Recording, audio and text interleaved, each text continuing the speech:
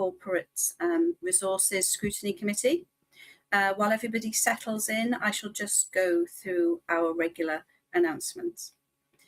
So please can I remind everyone present that this remote meeting is being live streamed as well as recorded via the internet, and the recording will be archived for future viewing. If a participant wishes to speak, they can do so by using the raised hand function located at the bottom left-hand side of the screen. If having raised your hand, you haven't been invited to speak, please could you turn on your camera to indicate or place a message in the chat function. While speaking, could all participants ensure that both their microphone and camera is on so you can be both seen and heard? And if for any reason this isn't possible, please try to bring this to my attention. If and when the Welsh language is being spoken during this meeting, then a simultaneous translation is available to listen to. The language selection tab is available under the audio settings tab on the left-hand side of the screen. This translation will also be audible on the live stream of the meeting for any persons who are observing only. Please could all participants ensure that debate is conducted verbally and not via the chat function for the sake of this recording. So welcome to tonight's committee members, non-committee members, officers, and most importantly, to any of our residents who are joining us via the live stream. So before we get going, and as this is the new municipal year, I just want to make a quick announcement about some of the changes to our committee.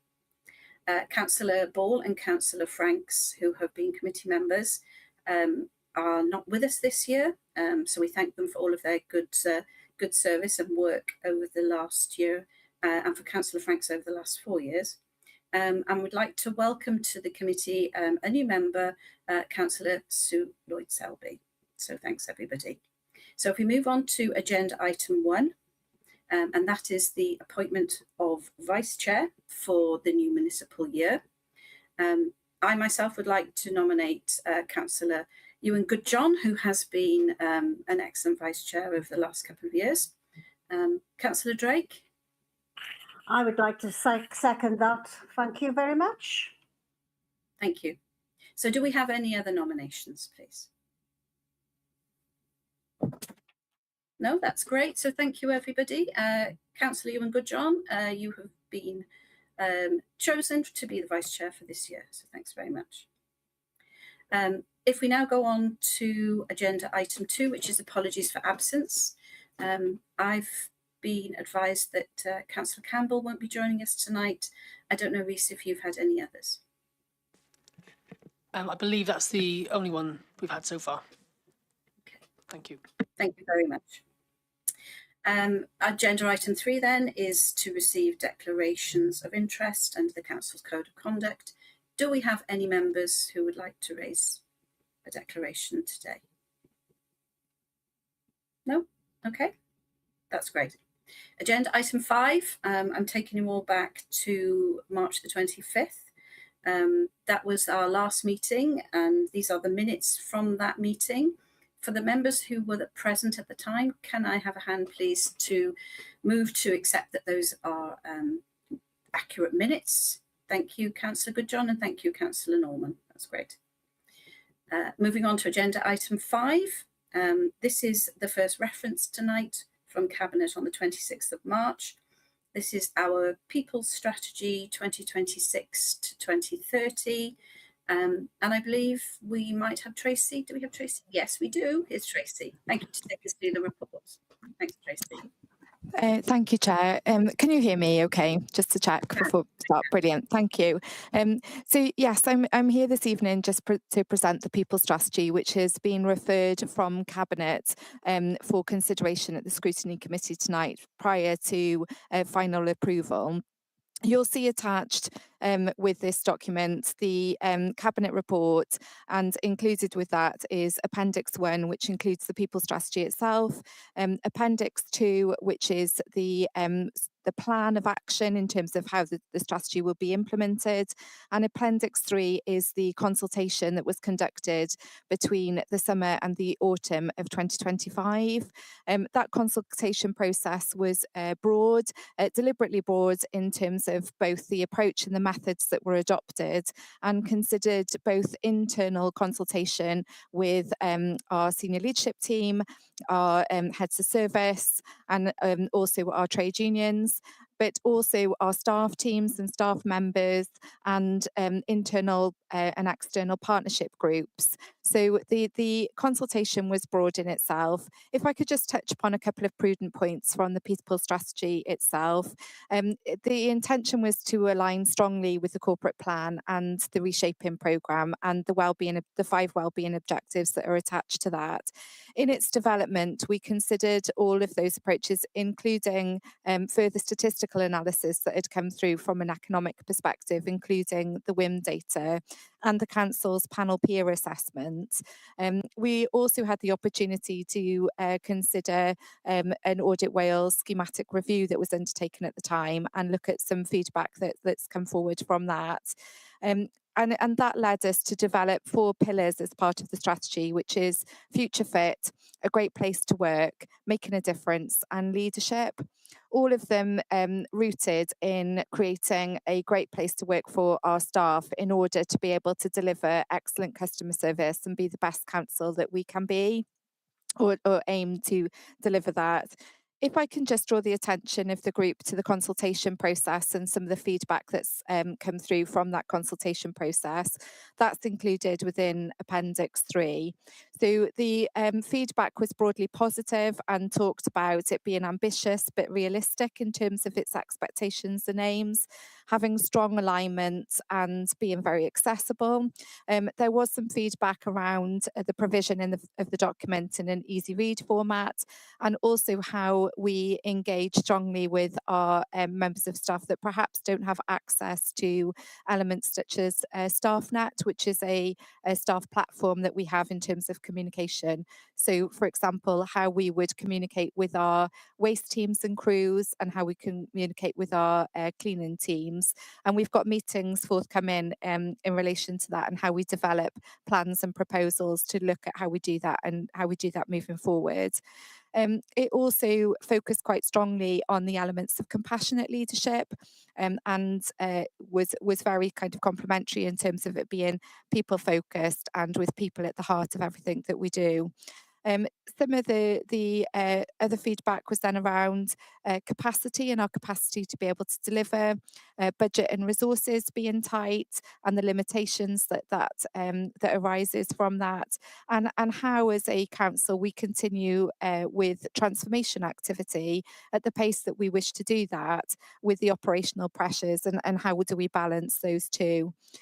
You'll also see reference to feedback from our schools. And that feedback was quite pointed actually in terms of how the people strategy can ensure that our schools are very much part of us as a council, and that they're not considered as an afterthought, which was what they anticipated or read from the first draft of the people strategy, and how we could continue to include those schools from representation on boards such as the people board, for instance, and how they can be part of some of the decision making processes. Around that process in general. So I just bring in this strategy to you for feedback and comment. Welcome any the questions that you may have, and I'd be delighted to answer and respond to any positions that you may have coming forward. That was all I was seeking to say, Chair. Thank you very much, Tracy. I really enjoyed this this new report. I like the way it's written. I like the way that you're aiming it at the employees. I like the language you're using to describe the things you're going to be doing. I've got quite a few questions, but I'm going to ask committee first before I get going, if that's okay. So has anybody got any questions they'd like to ask? No? Councillor Johnson, please come in. Diolch, Cadeirydd. Thank you, Chair. And thank you to Tracy for the presentation. As the chair said, it's a very interesting document in terms of the vocabulary, the way it's written, and the various levels contained within the document. So it's interesting to see the start, looking into how we're aiming to work with staff,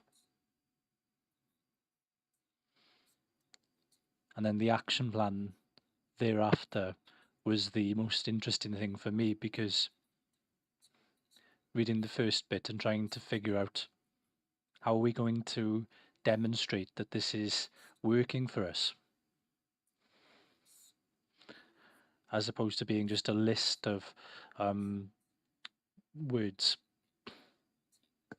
It's interesting to note when you've got some 4 pages, I don't know if more is contained in relation to HR and the explanations of the terms, and whether that's something out of our hands, but I would just like a little bit more from Tracy in relation to how they adapted the document for schools.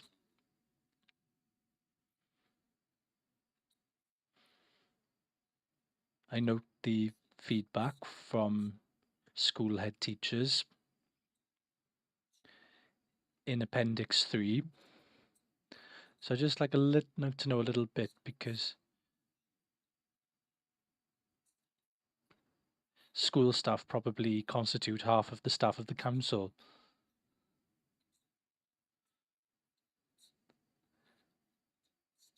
So if they describe themselves as feeling as an afterthought, this raises a question in relation to the in the importance of schools as part of the process, and it just demonstrates or highlights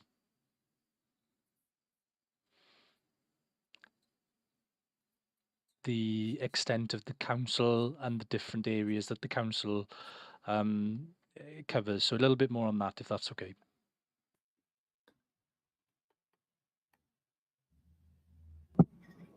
Thank you, Councillor Johnson. Tracy, would you like to come back in, please, for thank you? Yeah. Yeah, happy to come in, and thank you, Councillor Johnson, for that. So if I could just consider the 2 elements, I think one in which you were asking how we would evaluate and how we would look at that more general, and then the second one in terms of how we've adapted the document from a school's perspective. So just in terms of the evaluation, what we are working on, and we've got kind of a broad structure currently, is looking at how we would replicate some of the action points in terms of some statistical analysis and data. And our plan is through the newly created People Board. I say newly created, it's been in existence for about a year now. So just in terms of the newly created People Board, they will be responsible for evaluating that process and being a critical friend, essentially. And we will report data in terms of our progress along with that action plan to that board, and then make those statistics available more broadly, which will then form part of the senior leadership team forward work programme. I'm also very happy to bring reports cyclically to this meeting, etc., if there would be a value in doing so that you can see how we're tracking our progress against that action plan, if that gives you some comfort. In terms of the feedback from head teachers, I wasn't surprised with the feedback from that head teacher group. We've got some really strong communication channels with that group. They're a really trusted group, and we work very strongly with them. And I was very encouraged, actually, that they felt that they could speak really openly around the first drafts of the document that we had.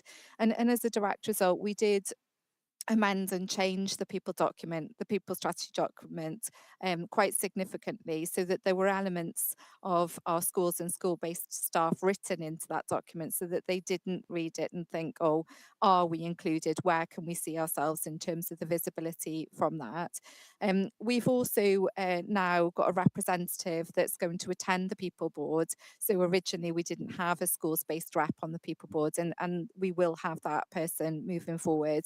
It's likely that that person will change on a cyclical basis, but again, they can provide the feedback and hold us to account and look at some of the measures that we can implement as part of that. And we're also given consideration to that from a more broader perspective. I will also attend some of their more regular meetings that they have, and I already attend the head teacher steering group meeting so that we can talk about the people strategy as part of their forward work programme, for want of a better word, and they can give us some direct feedback in that.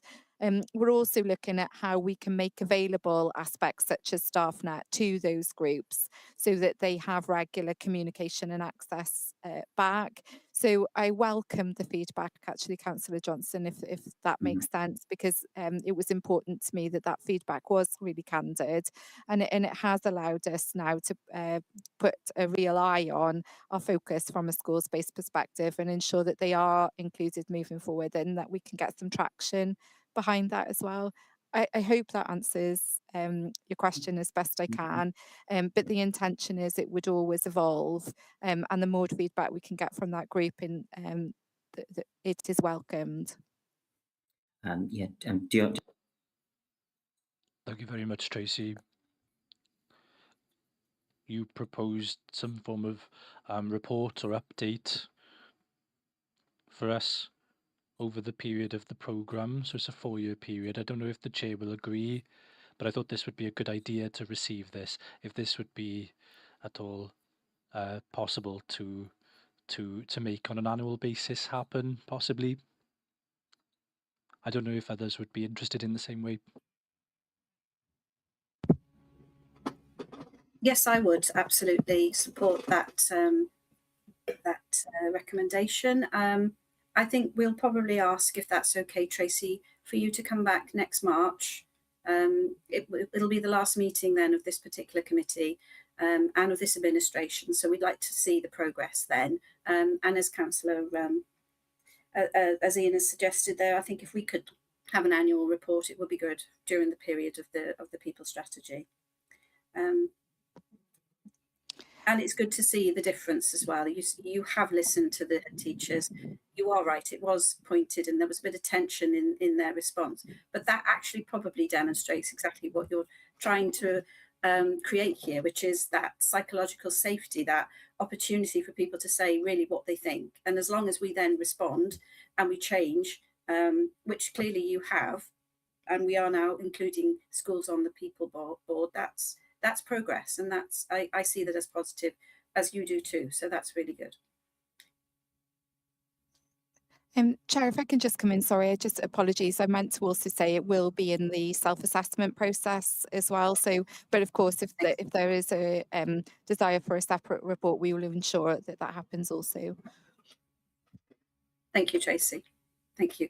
Councillor Carroll, would you like to ask some questions? Please come in.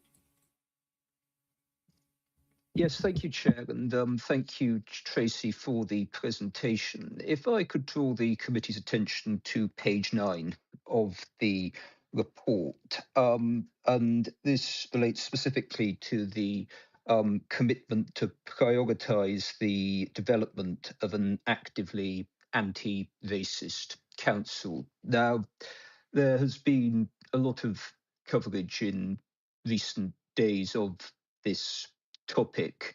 A number of examples have come to light regarding anti-racism that are extremely concerning.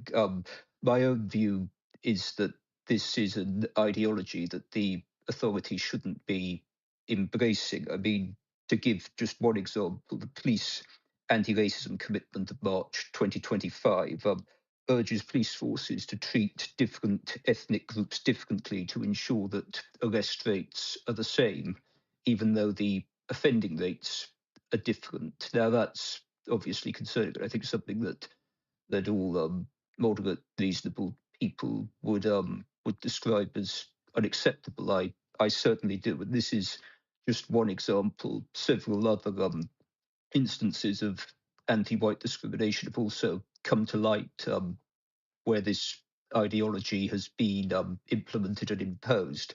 So I would ask why this authority is making it a priority to embed this and would urge the council to reconsider.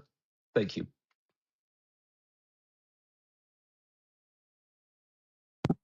Thank you, Councillor Carroll. I would just like to, and I respectfully say this to you, we are here today to talk about a people strategy for the Vale of Glamorgan, not about what the police may or may not be doing. This is purely to do with this people strategy.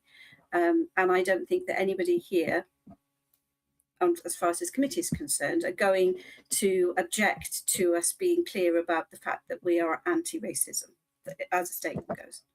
I will bring Tracy in because you've asked a question and she will deliver her response to you. So if you just want to wait for her to come in, and I'm sure she will. Okay, no problem.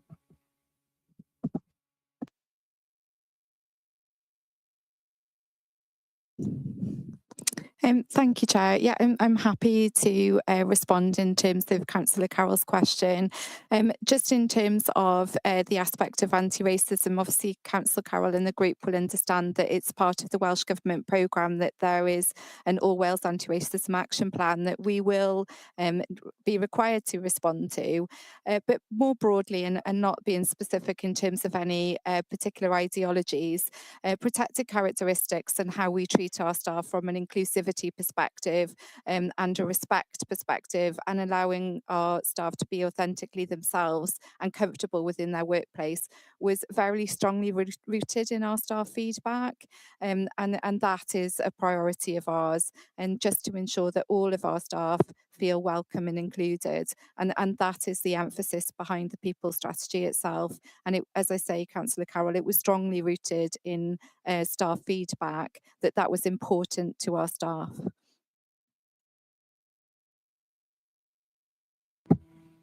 Thank you very much, Tracy.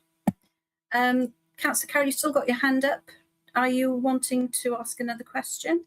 Yeah. Yes, it was just in relation to that. It's specifically because that commitment is included within this report as to why I raised it, and I don't think that commitment should be here in light of what that ideology amounts to in practice. I mean, correct me if I'm wrong, I don't think that there's any legal requirement to pursue or embed this ideology, and if there is such a requirement, I would urge this authority to make representations to those who have imposed that requirement to remove it. Thank you, Councillor Carroll. Councillor Burnett, you've got your hand up. Would you like to come in, please, Leader? Thank you. Yeah, so I would, Chair, just to provide a little bit of clarification, and there was discussion, Tracy raised the whole point that this had widespread consultation. It had consultation amongst our staff networks because our staff are not unidimensional. And there were things that actually were hugely important to them. And I think it might be an idea that rather than we debate minute details of the strategy, that we do have, don't we? We do have member briefings on different topics, and I don't think we've ever had a briefing from our staff networks as to how they feel about working for the council, what things can make a difference, and why they felt so important about this. And so they felt that this was so important, you know, actually feeling that they are welcome in their place of work, and that people that we support in our communities feel welcome because we are aware of how to treat them appropriately. So I can't make recommendations, but I just wondered whether or not a session talking to GlamAble and diverse networks actually might be of use, and maybe also some of our schools that have done some very successful work on anti-racism. So I'll leave it there. Thanks, Chair.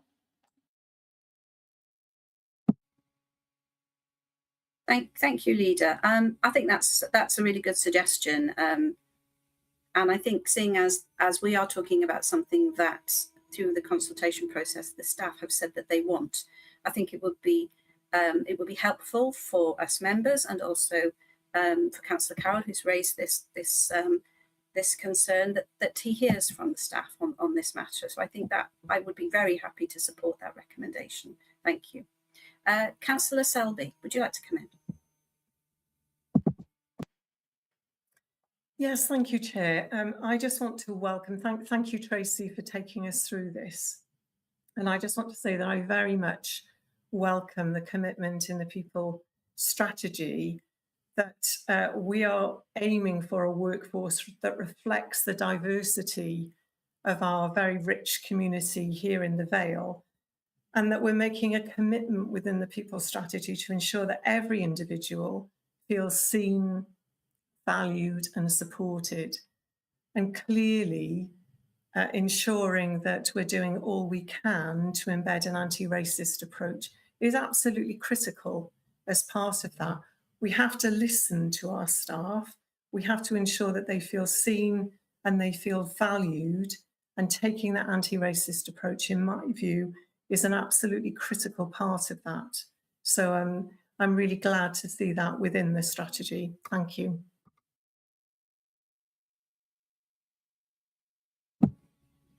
Thank you. Thank you, Councillor Lloyd Selby. Councillor Carroll, would you like to wait until Councillor Goodjohn has had her say, because you've asked a few questions? Is that okay with you? Yes, that's absolutely fine. That's great. Thank you. Please come in, Councillor Goodjohn.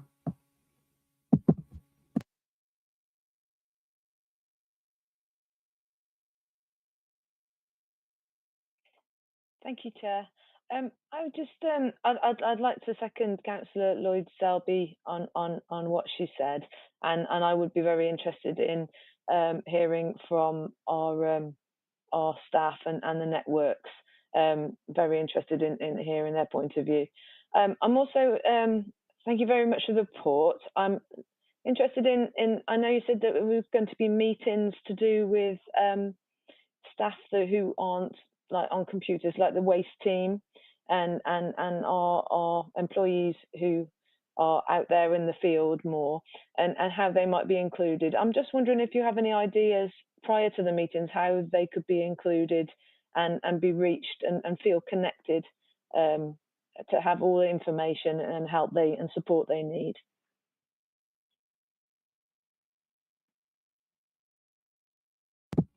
Thank you, Councillor Goodjohn. Tracy, would you like to come? Yeah, she's here. Hey, yeah, thank you, Councillor Goodjohn. No, I don't have all the answers. Is the honest perspective from it? We've got some thoughts and some thoughts in discussion with the Director of Housing and Environment, but our hope is that we will hold some meetings across the coming months where we actively engage in our staff to ask them the question how they would like us to engage with them. It's all well and good, I suppose, us having some thoughts on our approaches that we wish to take, but if actually that doesn't work with those staff members, it wouldn't be fruitful. So our intention is to ask those staff groups and to seek to do that via our staff engagement channels effectively, so through some champions that we hope to get from those engagement channels, and actively ask them, actually, how would you like us to correspond with you?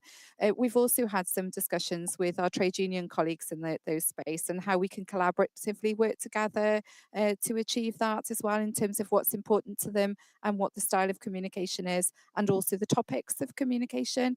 So no set answers, but some thoughts, I suppose, Councillor Goodjohn, moving forward, if that's helpful. That's really helpful. Thank you, Tracy. I think it's really important that we get their perspective, and I like your approach to that. Thank you.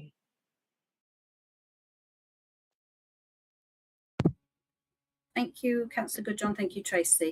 Councillor Wood, would you like to come in and ask a question, please? You haven't yet.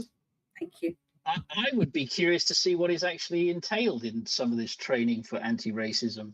Having worked in organisations big and small, multicultural and less multicultural, some of them exceedingly multicultural, with everybody from probably 20 different countries. I'm rather curious to see what this training would entail. Is it possible we could be forwarded some of the training materials? Because I'm curious what it entails. Because I understand the concept of attempting to become anti-racist as an organisation. It just, rather shocks me that we perceive that within the organisation we have such a massive problem with racism. Is it feasible I could get some of the, or the committee could be presented with some of the training materials to see? And then actual copy of the anti-racism action plan from the Welsh Government that's going to be implemented? Thank you, Councillor. Tracy, please come in. Yes, absolutely, Councillor Wood. I'd be happy to share some of that information with you or with the group. Absolutely. Thanks very much. Much appreciated. Thank you, Councillor Wood. And I think for all of us, it will be really helpful to hear from our employees on this matter. I think, as the leader has suggested, and so we will look to put that in place. Councillor Carroll, are you coming back in with another question? And by all means, please do. Yes, please, Chair. It's just to touch on the diversity networks. Actually, the recommendation that's been proposed. I mean, I personally don't support the idea of the authority having these. I note they're stipulated on page 10 of the report that's under the principle of embedding EDI within the council. I don't think this is something that the council should be doing. I'm conscious that this is we're often told that this is done in the name of sort of the Equality Act or specific legislation. But with regard to the diversity networks, is there a specific provision in legislation that mandates the council to introduce these? And if so, could I please be directed to it? Thank you, Councillor Carroll, for your question there. Tracy, so in terms of diversity, is there some legislation that we're following? Can we give some advice to Councillor Carroll, please? Thank you.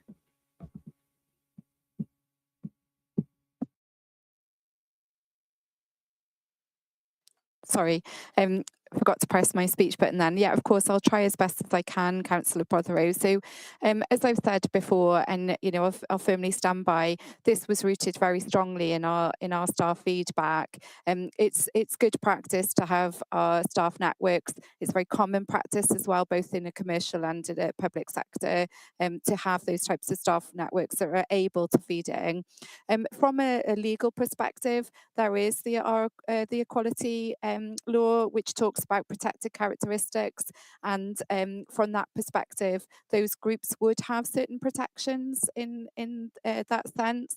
And I'm happy to share that with Councillor Carroll if he would be interested in. Certainly, there would be those legal requirements from protected characteristic perspective. That includes both our global majority and individuals who may be from a disability group or from age, sex, gender, etc. So it's both good practice, strongly rooted in staff feedback, strongly rooted in some of the reports that we've seen of recent, such as the ADSS Cymru report, which talks about our practices across Wales from a social care perspective. And there's a requirement in law from a protected characteristic perspective also. I hope that kind of touches upon all aspects that are being sought here, Councillor Carroll.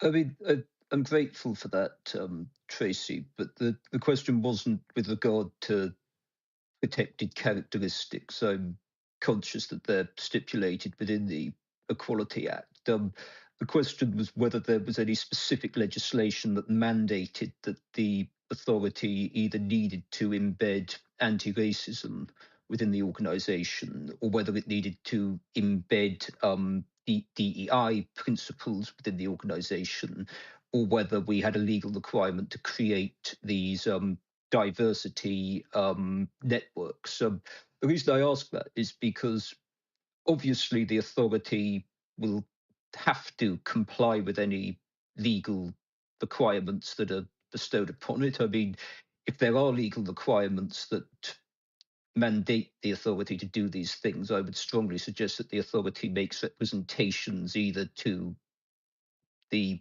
UK government or the Welsh government, whoever was responsible for imposing them, to say that we want them changed. But if there isn't a legal requirement to implement or impose these things, then that is very much a policy decision. So I think it's important that it's clear as to whether this is a legal requirement or whether it's a policy decision taken by this authority.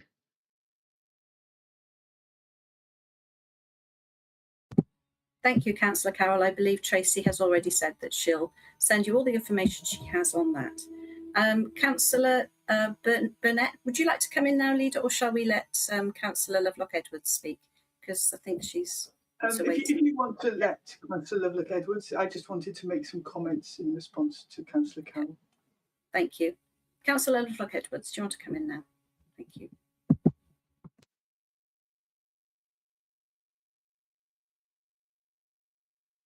Sorry, Chair, can you hear me now? Yeah? Yeah, we can hear you. Can you hear me? Thank you. I'm just a bit concerned. Thank you, Reece. I'm just a bit concerned at the direction of travel because I fear that Councillor Carroll has taken us down a path that is moving us away from the essence of this report, which is a people strategy. This is not a personal opinion or an ideological strategy. This is around people, and it's been shaped and directed and led by the people that matter, who are the employees of this authority. So I think we need to be mindful of that and set aside our own personal opinions. In terms of policy, I'm sure Councillor Carroll has been in situ in this local authority far longer than I to be aware that this is a policy position that has been shaped again by the very people who sort of want to be heard, want to be seen, and to sort of refer back to Councillor Lloyd Selby's comment that we have an obligation to ensure that every employee is given that opportunity to feel and be heard. And by the very nature of the groups and the networks that have been set up, they are self-organised, self-managed, because they are needed by the very people that they reflect. And I think we need to be very much aware that the people strategy document that Tracy is presenting on behalf of the authority has been shaped, is being led, and will be scrutinised by employees of the council. So we are sort of have an obligation to fulfil their wants and needs and what is right and correct, and doing the decent thing for them. And that's all I wanted to say on that matter, Chair. Thank you. Thank you. Thank you, Councillor Lovelock-Edwards.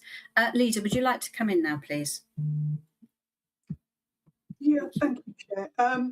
I very much concur with what Councillor Lovelock-Edwards said, and I think she had it in a nutshell. It was. I reiterate that if there are any concerns by any committee members, then there ought to be a briefing session. There ought to be an opportunity for members to hear what the strategy means to them. I mean, each section, it talks about the difference this will make, the difference we see this making. And that's based on the difference that our staff tell us it will make. And to suggest that we only do things because it's law, not because it's the right thing to do, is sad, isn't it? We want to be really good employers. We want to support our staff, and we want to support our staff to be the best they possibly can. This is what they've told us that will help them to be that. I'm really proud to have my name on the front of this report. I think if anybody wants to have a discussion about specifics, then have a briefing from our staff and then we can discuss it again. But for now, I think it's a super piece of work, and I think Tracy and her team are to be congratulated. Thank you. Thank you, Leader. Councillor Carroll, if you're going to repeat what you've already said, we've already had this. So please, if you have another question, I'm more than happy for you to come in. But I think we have probably exhausted this particular topic. Do you want to ask another question? Yeah, it's a separate question. How many Good. consultation responses were received? Thank you.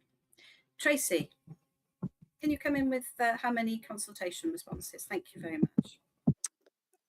Thanks, Councillor Carroll. It's really difficult for me to put that in a figure format, and I'll just explain the reason why. So we did this in a number of different methods. So it included me attending certain groups to allow their feedback, and what I didn't do, and forgive me, is record all of the numbers that were attending in each of those groups. So for instance, I attended the Youth Council, I attended the Head Teacher Steering Group meeting, we attended the JCF meetings, and all of those have a number of different participants. So and all of those contributed verbally, as we are doing over the this screen now. So I'm very happy to give you some broad data to just include some of the numbers that are involved in each of those committees, but I'm really sorry I can't give you a static figure, if that makes sense. So were all staff consulted on this then?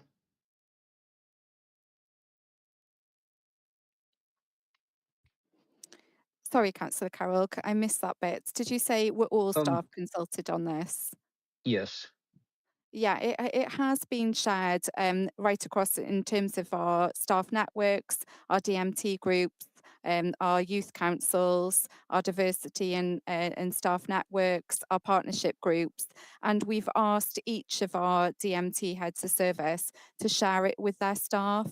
So we have asked for that, and we have asked for that feedback. So was there a formal consultation then to which all staff could contribute? Yeah, and we also invited that through the staff networks also, Councillor Carroll, if but that was helps.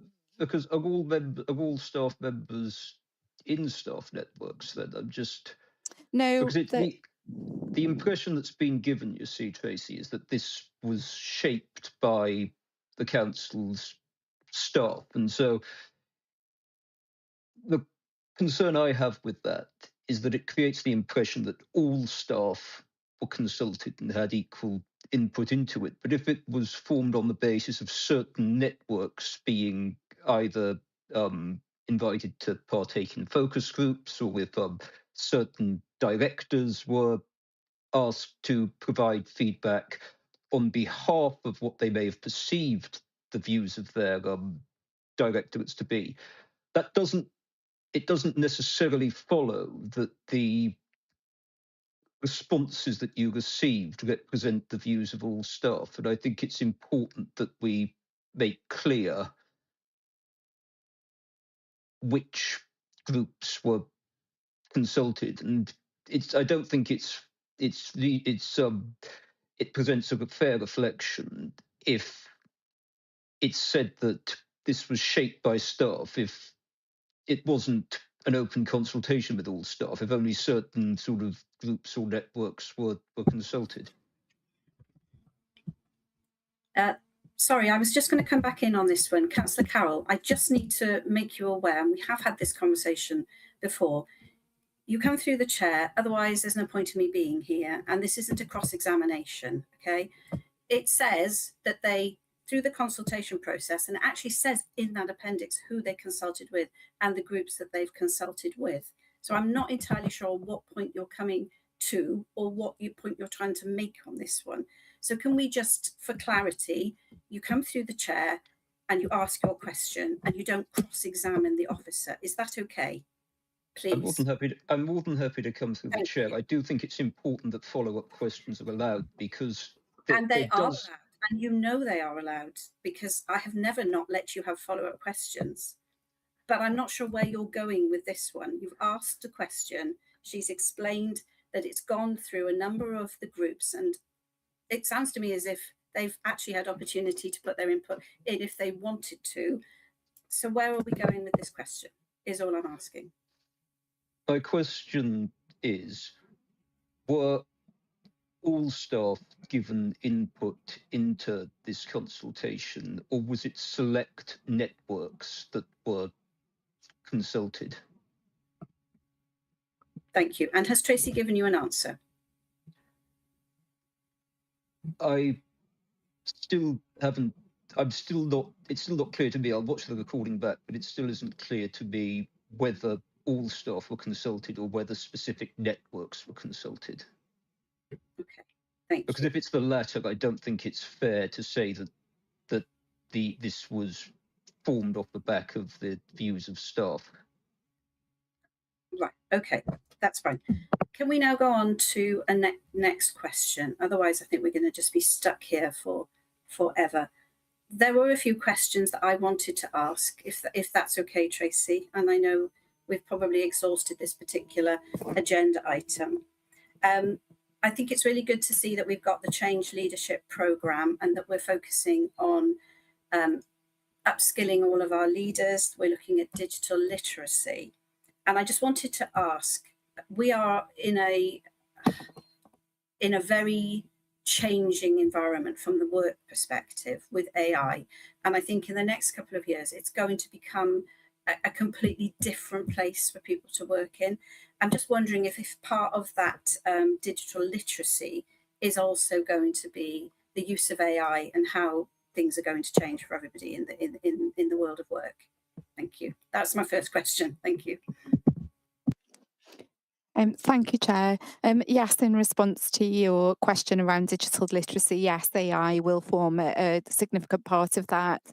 We ensured that when we were constructing the people strategy that we also were cognizant of the digital strategy that is already available. A significant part of that is AI.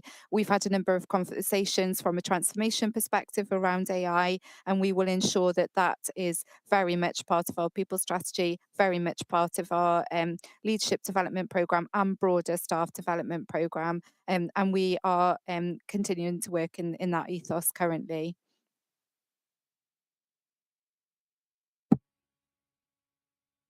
Thank you, Tracy. My next question then is about the flexible pathways and talent mobility. That sounds really interesting to me. I've worked in public sector organisations for 30 years, and I can say, as I think one of the senior members from SLT in the consultation had commented on, you tend to have square pegs in round holes, and that happens everywhere. And I think if we get to the point where we can exploit all of the skills and all of the talents and experience that staff have, even if it means it takes them into a different direction through the organisation, then that's for the good. So I'm really interested to know, how might this work in practice? Thank you.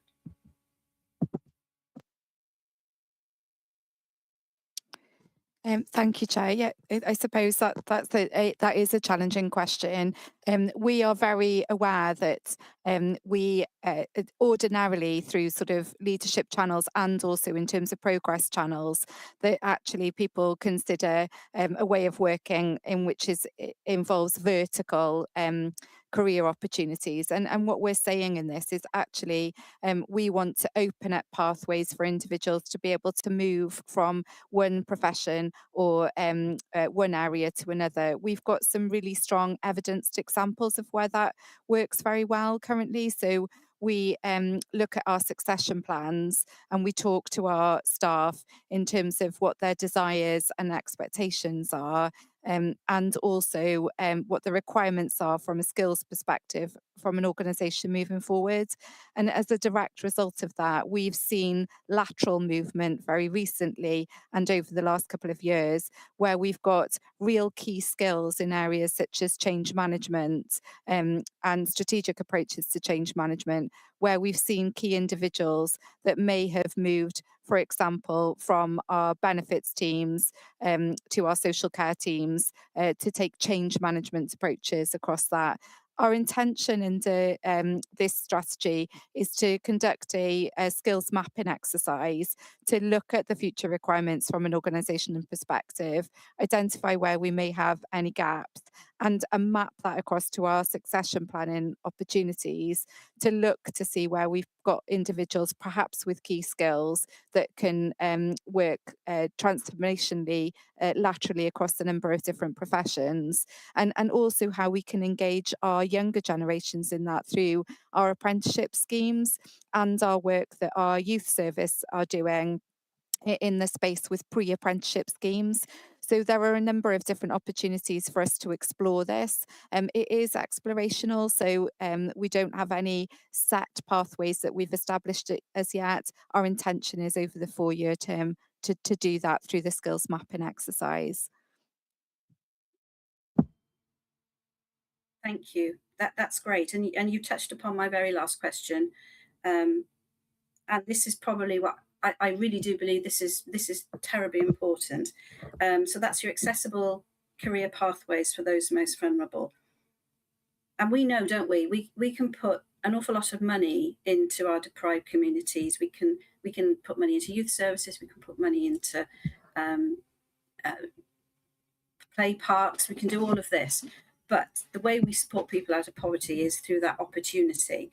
And so, you know, I 100% think this is the really, really important work. And I would love to know how this is going to work, how we're going to expand these entry-level supported jobs and what that will look like, and what plans we have for collaboration with our regional partners.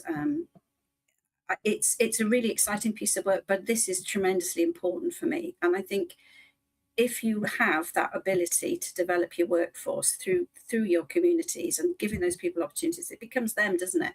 It becomes just more important, if anything, that the work that we do, which is serving our communities, they will come back to us. I think it's great. So I don't know if it's too early yet for you to share anything about how this might look, but I would really like to see. Thank you. At the behest of sounding too passionate in this space, Chair, I hope perhaps there's an opportunity for me to just be a little bit indulgent. So we don't have any established pathways on it, but again, we've had quite a number of conversations with key personnel, which includes those that are working in our planning space from an economic regeneration perspective, to our youth service teams that are working in the community on developing pre-apprenticeship pathways for those whose engagement within a school setting is perhaps not where we would wish it to be. So there's a number of approaches that we're looking at. We're looking at our quick starter scheme. We're looking at our pre-apprenticeship schemes. We're also looking at simple changes that we could make to roles, job descriptions, hours of work, etc., that would be more attractive, more engaging for those that are within our communities. We've seen some real successes from that of late, both in terms of schools and also from a corporate perspective. So, for instance, a couple of our schools have changed the approaches to how they're recruiting LSAs and changes in the hours of work that they're offering LSAs. As a direct result, we're getting higher numbers that are coming through in terms of those that are expressing an interest or applying for those roles, higher numbers that are within the local community itself, and therefore we're managing to recruit individuals on smaller hours that are allowing those individuals the opportunity to gain gainful employment. We've also linked in with a number of key strategic partners, including ITEC, to look at how we can continue to support our younger generations in gainful employment within both professional space and in terms of developing their knowledge and experience within public sector workforce. So it is explorational. I'm quite happy to come to this group moving forward to just explain how we continue to develop that and the traction and the outputs that we're getting from it.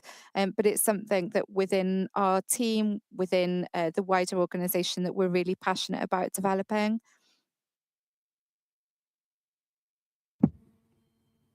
Thank you, Tracy. Well, I share your passion on that front as well. So that's really good to hear. Councillor Sue Lloyd-Selby, please come in. Thank you.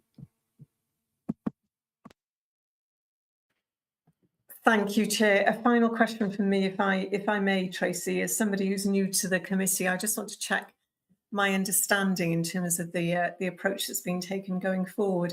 So the report references things like strong employment engagement survey results. It talks about a continuous conversation with staff. So over the next 4 years, is the approach going to be iterative?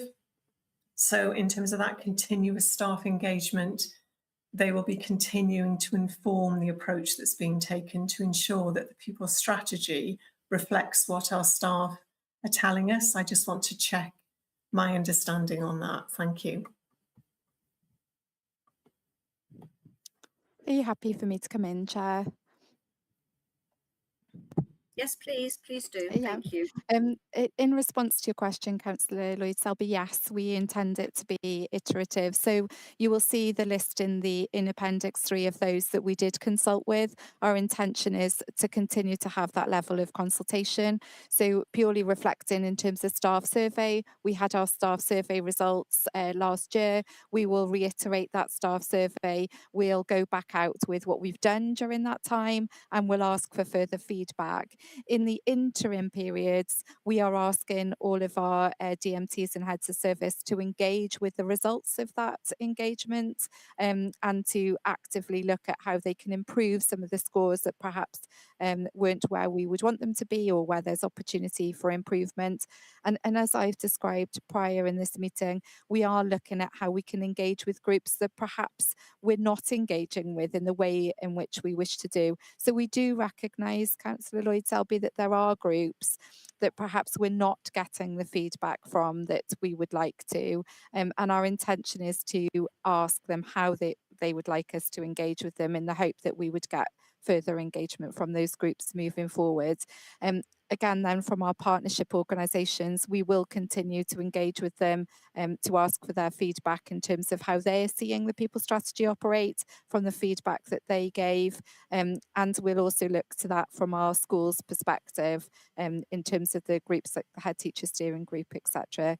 So we fully intend for it to be an iterative and evolving process. And through our people board, we will measure and track what that looks like, warts and all. So, you know, where we've managed to achieve some traction, and perhaps where things are slower than we anticipated it being. Thank you. Just to say that that's really important, isn't it? Because it ensures that the people strategy is very much reflective of what our staff are telling us. And as a good employee that wants to value our staff and listen to them and ensure that all our staff feel heard, that approach is absolutely vital, and we can all rest assured in that it's reflective of our values as a council. Thank you, Tracy. Thank you, Tracy. Thank you, Councillor Lloyd Selby there. Do we have anybody else then on this particular report? I think we've probably had a very robust debate on it. I can't see any other hands.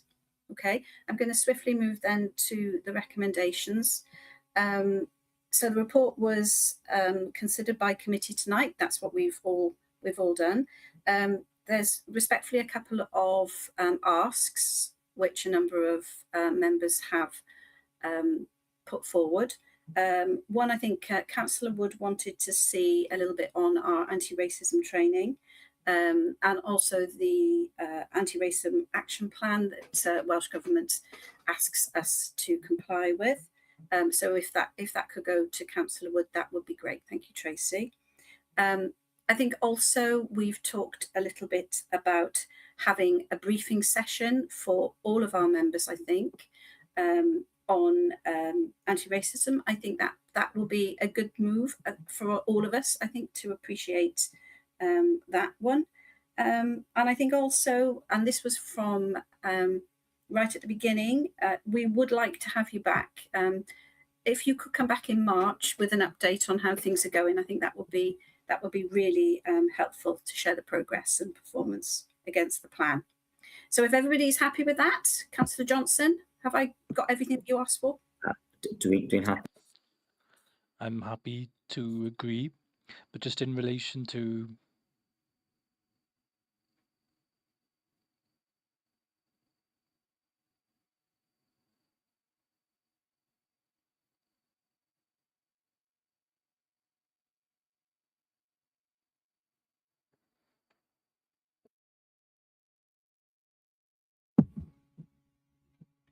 I think we've lost Councillor Johnson.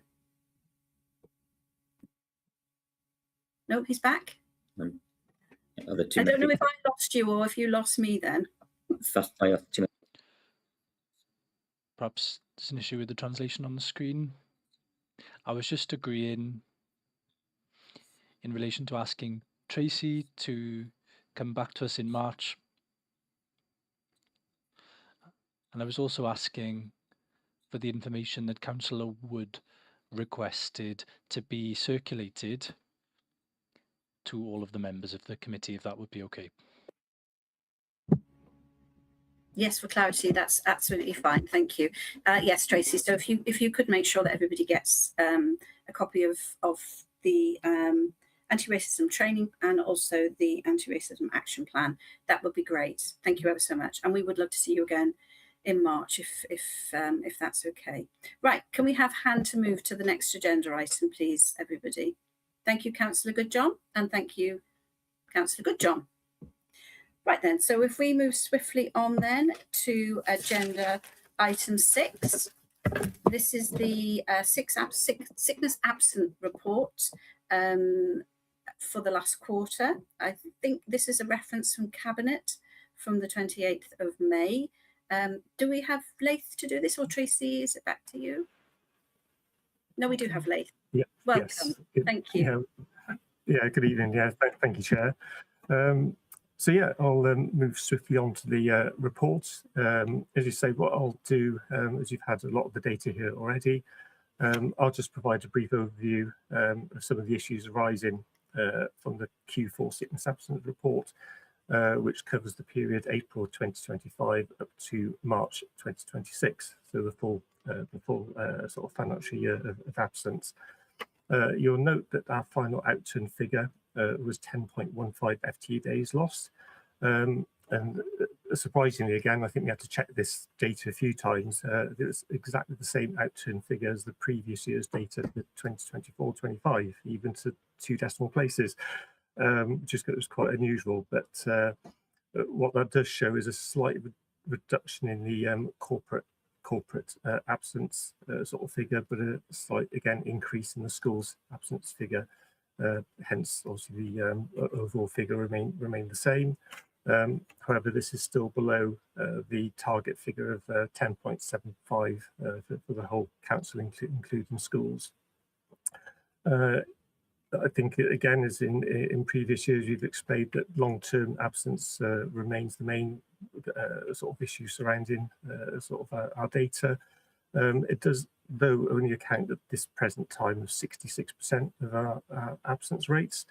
That's actually reduced quite significantly, where we used to be around the 73% of absence was long-term. So we're slowly bringing that long-term absence sort of down, which again is a sort of good position from the council perspective and trying to keep that long-term absence cases under review. Obviously, we still continue to implement a number of sort of well-being and occupational health and absence management measures, and again to support staff through their sort of attendance, as well as any recovery through absence as well. Again, I think it's worth noting again, as stated by Councillor Johnson earlier in the previous report, that schools, a large proportion of the workforce, and now account for approximately 52% of our FTE figures for schools. So again, any fluctuations in absence for schools does have a slightly sort of bigger impact in the council-wide figure. Just a number of sort of points around our sort of directorate sort of performance. The 2 main areas in terms of this directorates that have the highest absence levels, although we appreciate we've got environment and housing running at 11.99 FTE days lost, and social services running at 13.8. Again, I think it's just worth putting that into perspective, because the previous year's data for environment and housing was 12.8. So again, they've had a reduction. And again, for social services, previous years was 15.6 FTE days lost. So again, both had a significant reduction and both under target for their directorates. As we mentioned, schools recorded just literally touch under 9 FT days lost, which again a slight increase on last year's figure. Main causes of absence are still around infections, totaling around 15% of absence rates. Non-work related stress is 12.1%, and then 10.1% for operations recovery and musculoskeletal sort of conditions as well. So those are our main sort of areas of sort of sickness in those areas. And just wanted again just to finally sort of highlight, I suppose, a number of the actions that we're trying to do to manage absence across the organisation. We've tried to enhance a lot of the HR absence dashboards that we share with SLT colleagues and managers, giving them almost real-time sort of data around absence management through our Oracle Fusion system. Again, trying to increase case management support with support from our HR business partner teams, and they're doing a lot of work around, again, managing those long-term absence cases to support the managers as well as the sort of employees. We're still obviously undertaking a number of occupational health referrals, trying to complete those in a timely manner to enable staff to get the support they need. Waiting list currently is around the 4 to 5 week sort of period. So again, it's just trying to manage that process to get those referrals through, seen, and make sure we're managing again any potentially staff that haven't, do not attend or no shows, and trying to manage that process as well. Again, I think we've heard that previously that we have some really excellent support around counselling and well-being. And in fact, actually, I was having a chat with our occupational health sort of nurse sort of earlier today, and actually they work sometimes along other authorities and public sector organisations, and they commented that our specific counselling and support is actually, one of the best they work with as part of other organisations, which is really good to hear, and good to again to see that support being offered to staff. And again, we offer obviously manager training, and we're also doing a lot more work with support from our health and safety team around stress risk assessments, especially where we find staff suffering with stress, whether that's work or non-work related, that we provide again support for them as needed, and again support for managers who are trying to again deal with staff in those sort of stressful sort of situations. And again, just wanted to highlight, going back a little bit further to the 2024-25 data, where we've now got the full council data across Wales, where we had, we're in I think the third best position of the authorities in Wales in terms of the 2024-25 sickness rates, and ending 25-26 with a similar figure of approximately 10.2 days. That should give us again a good position within other authorities, where we're seeing sometimes increases in absence rather than us who stayed very stable. Again, just wanted to highlight a few of the issues around the report, but again, I'm happy to take any questions from members. Thank you. Thank you, Laith. As you say, that's quite a feat to get exactly the same average working days lost as last year, and I know you double checked it. And yes, it's not a bad position to be in terms of the league tables of only the third least number of days lost out of all of the local authorities. So that's a good point. Before I bring anybody in, I just want to ask you for clarity. I know we've talked about this before, but it will be something that people will want to know again. So that undisclosed category that worries me somewhat. I know it's to do with the way that you're changing how you report, but there are quite differences in the way that directorates are using it. When we looked at that at the top 5 list, there are some where it's not appearing at all, and then one, especially I think with the schools, where it's up there. So would you just explain again for us why we're in that sort of progressing stage, and exactly why that is happening? Thank you. Yeah, thank you, Chair. And I'm happy to explain sort of that. You're quite right. There is obviously the category of undisclosed, and that is a figure that obviously it is actually reducing, but it's something that we're conscious that it's still there. When you're aware from a previous sort of scrutiny meetings that we changed a lot of the categories, and now we're reporting on much wider categories and information that again will be really useful to manage some of the sickness cases and information that we have. Now, what we had to do from previous years was move anyone that was on an other category to the undisclosed category, just so we could remove other from the system, so that couldn't be used. But appreciate now, because we've got an undisclosed section, that is obviously available to be used. But I would say a lot of that data, because we're looking at the whole year from 2025 to 2026, a lot of that data relates to the first part of the sort of financial year.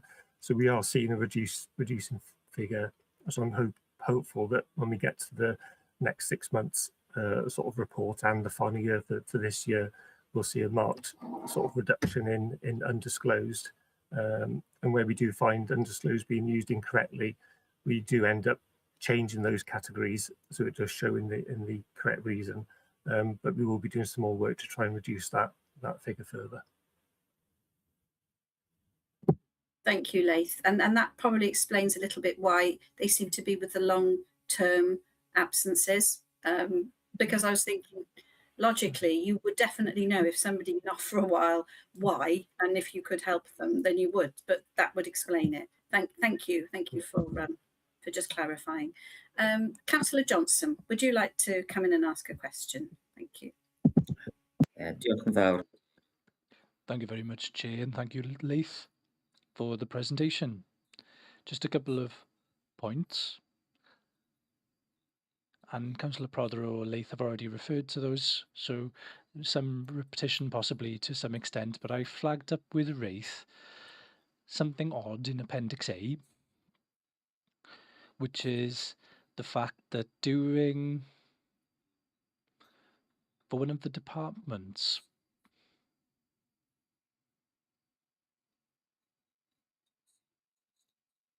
so the people in the business transformation in resources, there's no sickness at all in 25-26, despite there being 40 people working in their FTE. So I've already asked Leith about this, whether it might be possible to have an explanation as to why this crops up. I'd appreciate that just for the record.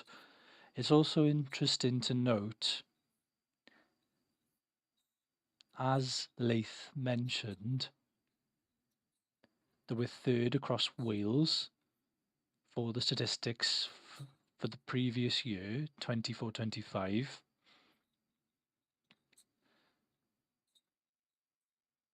So we can review the statistics for a number of years and we can predict that we would be somewhere similar. And this is a good thing.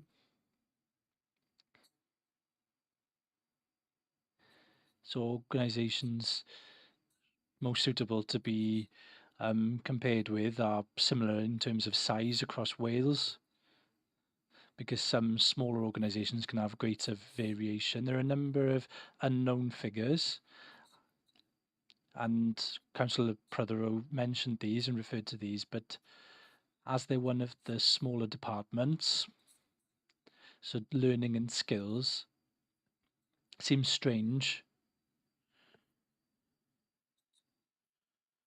that this comes up as the biggest case of sickness and days away from work. But hopefully this will change going forward as this goes through the system in the coming year. One other thing just to raise in relation to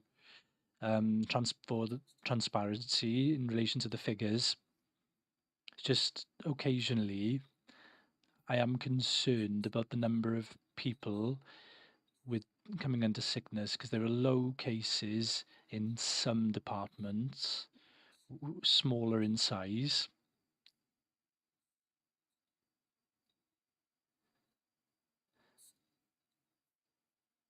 is it the case that where one individual has been away from work or sick for long term? Just concerned about this because I was looking at one department and there was no sickness for that particular case in the previous year, but there's a high number of cases for the current year in question. So I just wanted to check if this is high because of one case of sickness and whether this then has an impact in relation to data protection and so forth. So I'm just concerned in terms of the balance between data transparency and protection of personal data for our staff. So I'd be grateful for any comments from Laith in particular in relation to one where there's one department with no sickness or call declared, and also that point in relation to the balance between transparency and data protection. Thank you. Thank you, Councillor Johnson. Very good points. Laith, can you come back in on those ones? Thank you. Yes, thank you. Happy to, Chair. And yes, thank you, Councillor Johnson, and appreciate the spotting of the zero sort of data for performance and team as well. And I'll do my best to try and explain the reasons why. The data for the full year, and actually let's go back 6 months, because you'll notice that the previous 6-month report had absence within the policy and business transformation team. So as you're saying, it probably looks odd that this, taking the whole year's data, there's no absence. What happened partway through the year is that the C1V team that sat within policy and business transformation actually moved out and were transferred into the digital team. So you've got a huge chunk of staff that moved from one team to another. And on this occasion, actually, all the sickness within C1V moved to digital, which left approximately 20 FTE staff within the performance team, which actually at the data we have, and we checked again this evening, that didn't have any sickness during that year. What we have to be mindful of is, rather than running two separate sickness reports and say we do the first 6 months, park that, and then run the second 6 months, when we run the final report for the year, we actually run it again for the whole financial year, just to make sure that we haven't missed any changes or backdated sort of sickness things, and things change, so we run it for the whole year. What the system does, it always thinks that C1V were always within the digital team, so all that sickness moved from April to March. At the same time, of course, then we've got the data is based on average FTE figures. So if you take policy and business transformation, in April they had approximately 60 FTEs. At the end of the March figure, we had 20 FTEs, which gave them an average of 40 FTEs for the year. So we're almost having to, I don't like to use the word manipulate the figures, but that's how the data works within, to keep the FTE figures consistent. And the same with digital. They started the year with approximately 40 FTEs and ended the year with around 80 sort of FTEs, giving them an average. Actually, we got an average of 62. Let's see, 14, 80. Yeah, that's right. Yeah, an average of 62 FTEs. So we're fluctuating the FTE figures, but the whole sickness is moving. But that's the way the data works. But appreciate you spotting that. And what I suppose we can do in the future is highlight some of those sort of anomalies, and possibly note in the report that where we have big structural changes, again, partway through the year, we can make reference to that. So it makes that clear. I always like seeing big restructures happen on the 1st of April, but that's just me, and it should help with statistics. But this time we had to move a huge chunk of staff over partway through the year, and hence the difference. And at the same time, again, your question around sort of data, yes, you're quite right. We're very mindful of some of the data around some of the small figures around what we're reporting. Now, of course, in this report, we're not reporting obviously individuals or you know, that people can be identified. But you're quite right again that sometimes obviously sickness behind the scenes could be, as you say, a number of long-term cases that can add up quite a few number of FTE days lost, to at the same time a number of sort of short-term cases for other individuals. So it does fluctuate, and it fluctuates, you know, again, partly through the year as well as for this report. So it is really difficult. I think one of the pages we do show number of absences versus days lost on Appendix B. But again, that's just to keep a track of, you know, how many cases and stuff we're actually sort of managing within the teams. Hopefully that's answers some of your questions. Thank you, Councillor Johnson. Yeah, diolch, Leigh.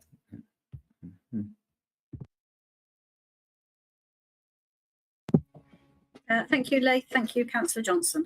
Councillor Wood, would you like to come in now, please? Thank you. Yes, good evening, Chair. Good evening, Leigh.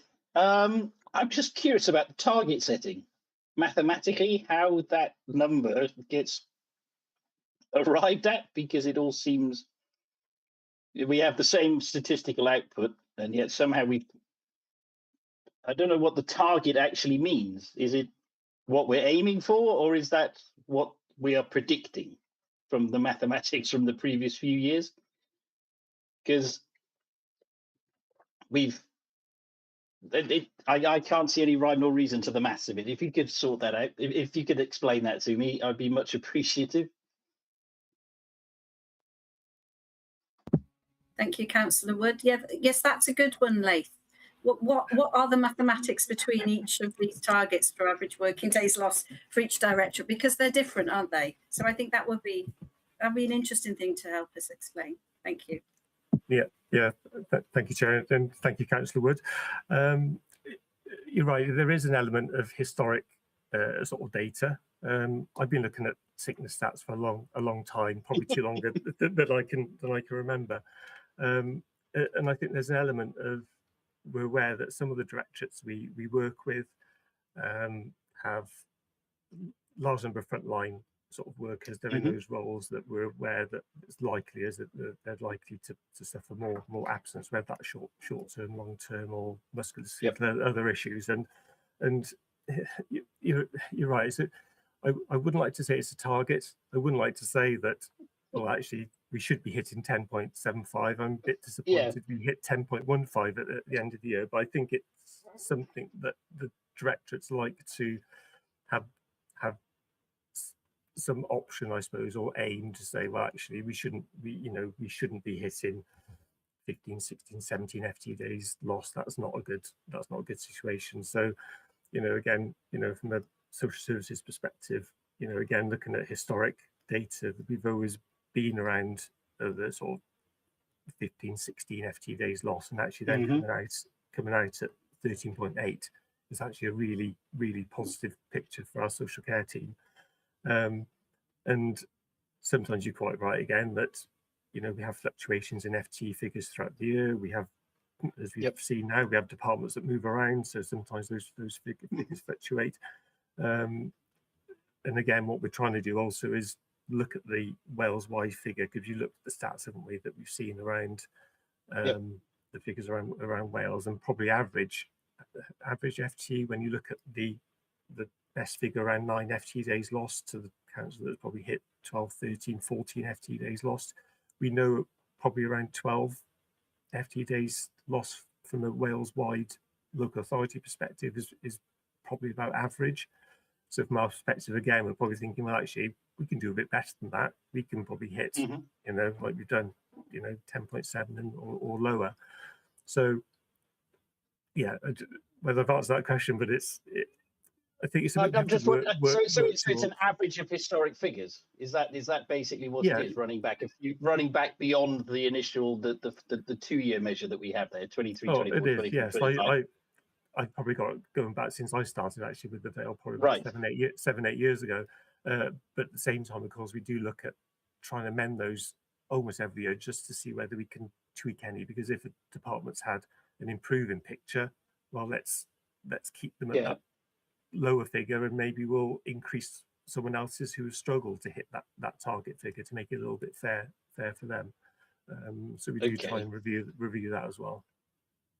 I mean, of course, a couple of long-term absences, which are serious, can skew the total lost days in any department. I understand that. I was just curious how the average, how the annual target, which is not a nice way to put it, because nobody wishes anybody to get sick, and how that's used managerially. Is it reported? Is it fed back to management at the end of the year to say, I'm not sure what you would say, but congratulations, nobody in your department got sick this year. I mean, it is what it is.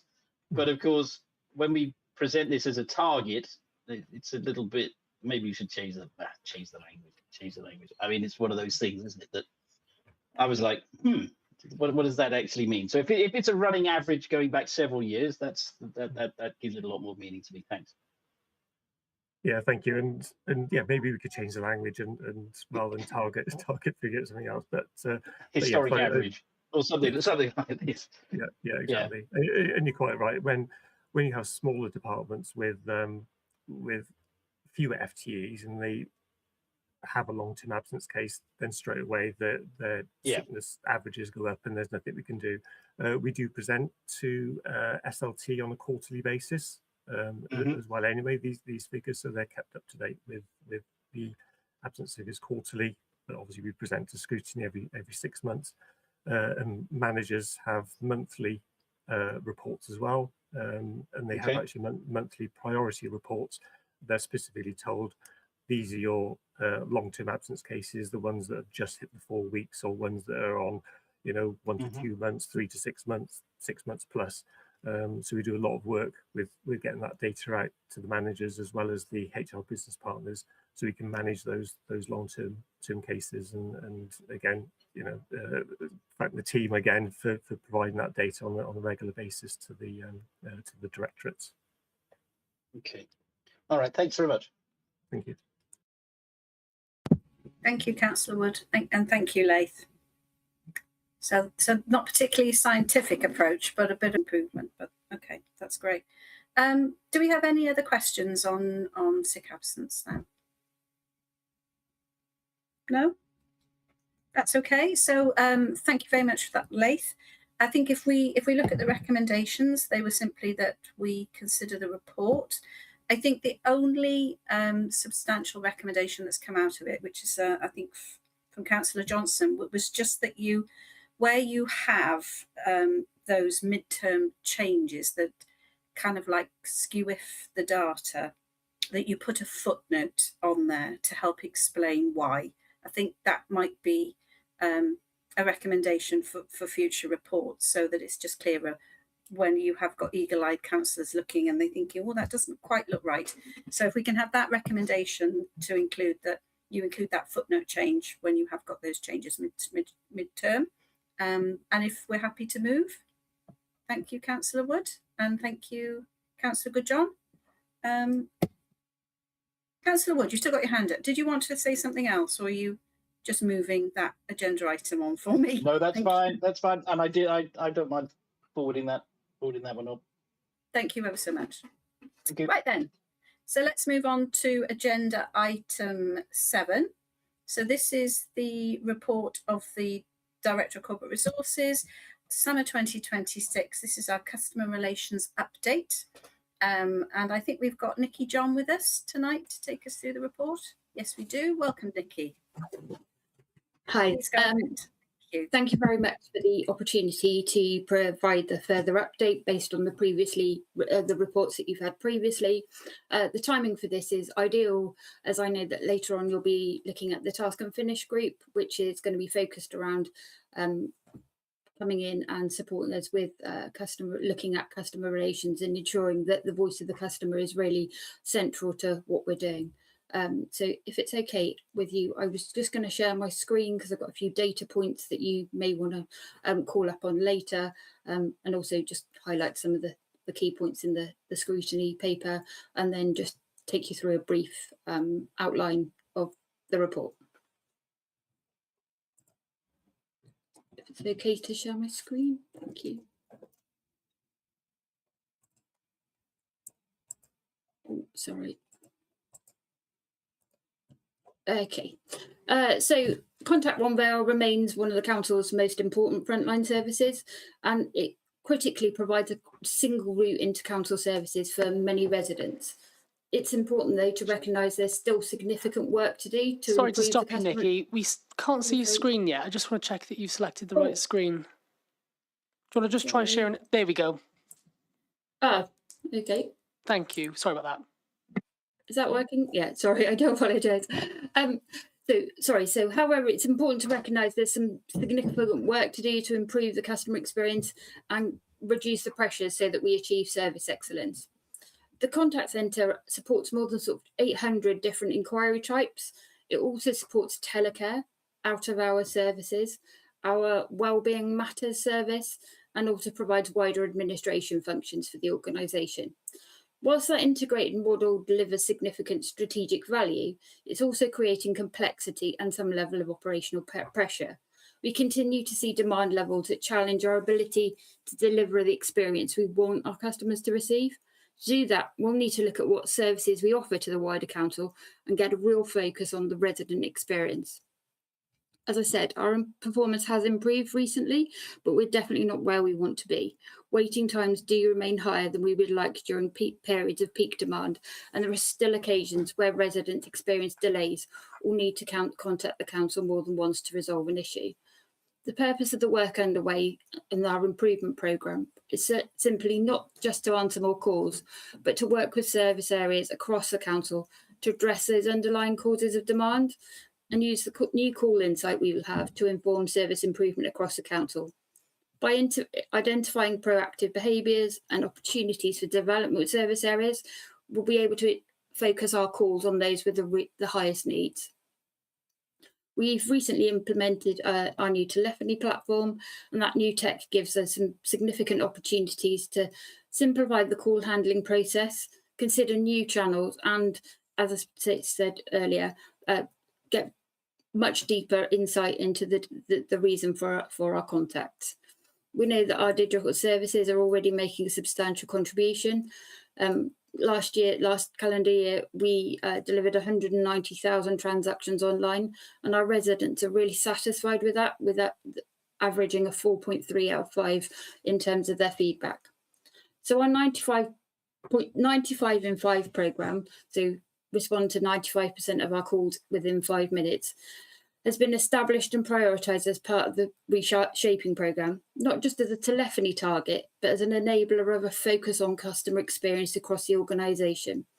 Whilst that ambition of 95 in 5 will improve the resident outcomes, the fundamental objective is to create a more responsive organisation, reduce our avoidable contact, improve communication with our residents, and ensure customers can access the right support at the right time. We've brought the report to Scrutiny to help inform the next phase of the work as we move forward. We're really looking forward to working with councillors to refine and shape the programme, ensuring customer insight, feedback and lived experience remain at the heart of how services are designed and improved. So thank you very much for enabling me to share this report with you, and I really look forward to answering any questions you have.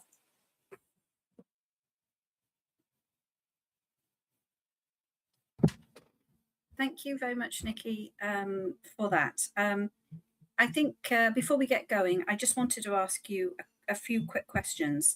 I think the use of an online solution for those who can and a quick resolution to avoid a phone call being made is absolutely critical.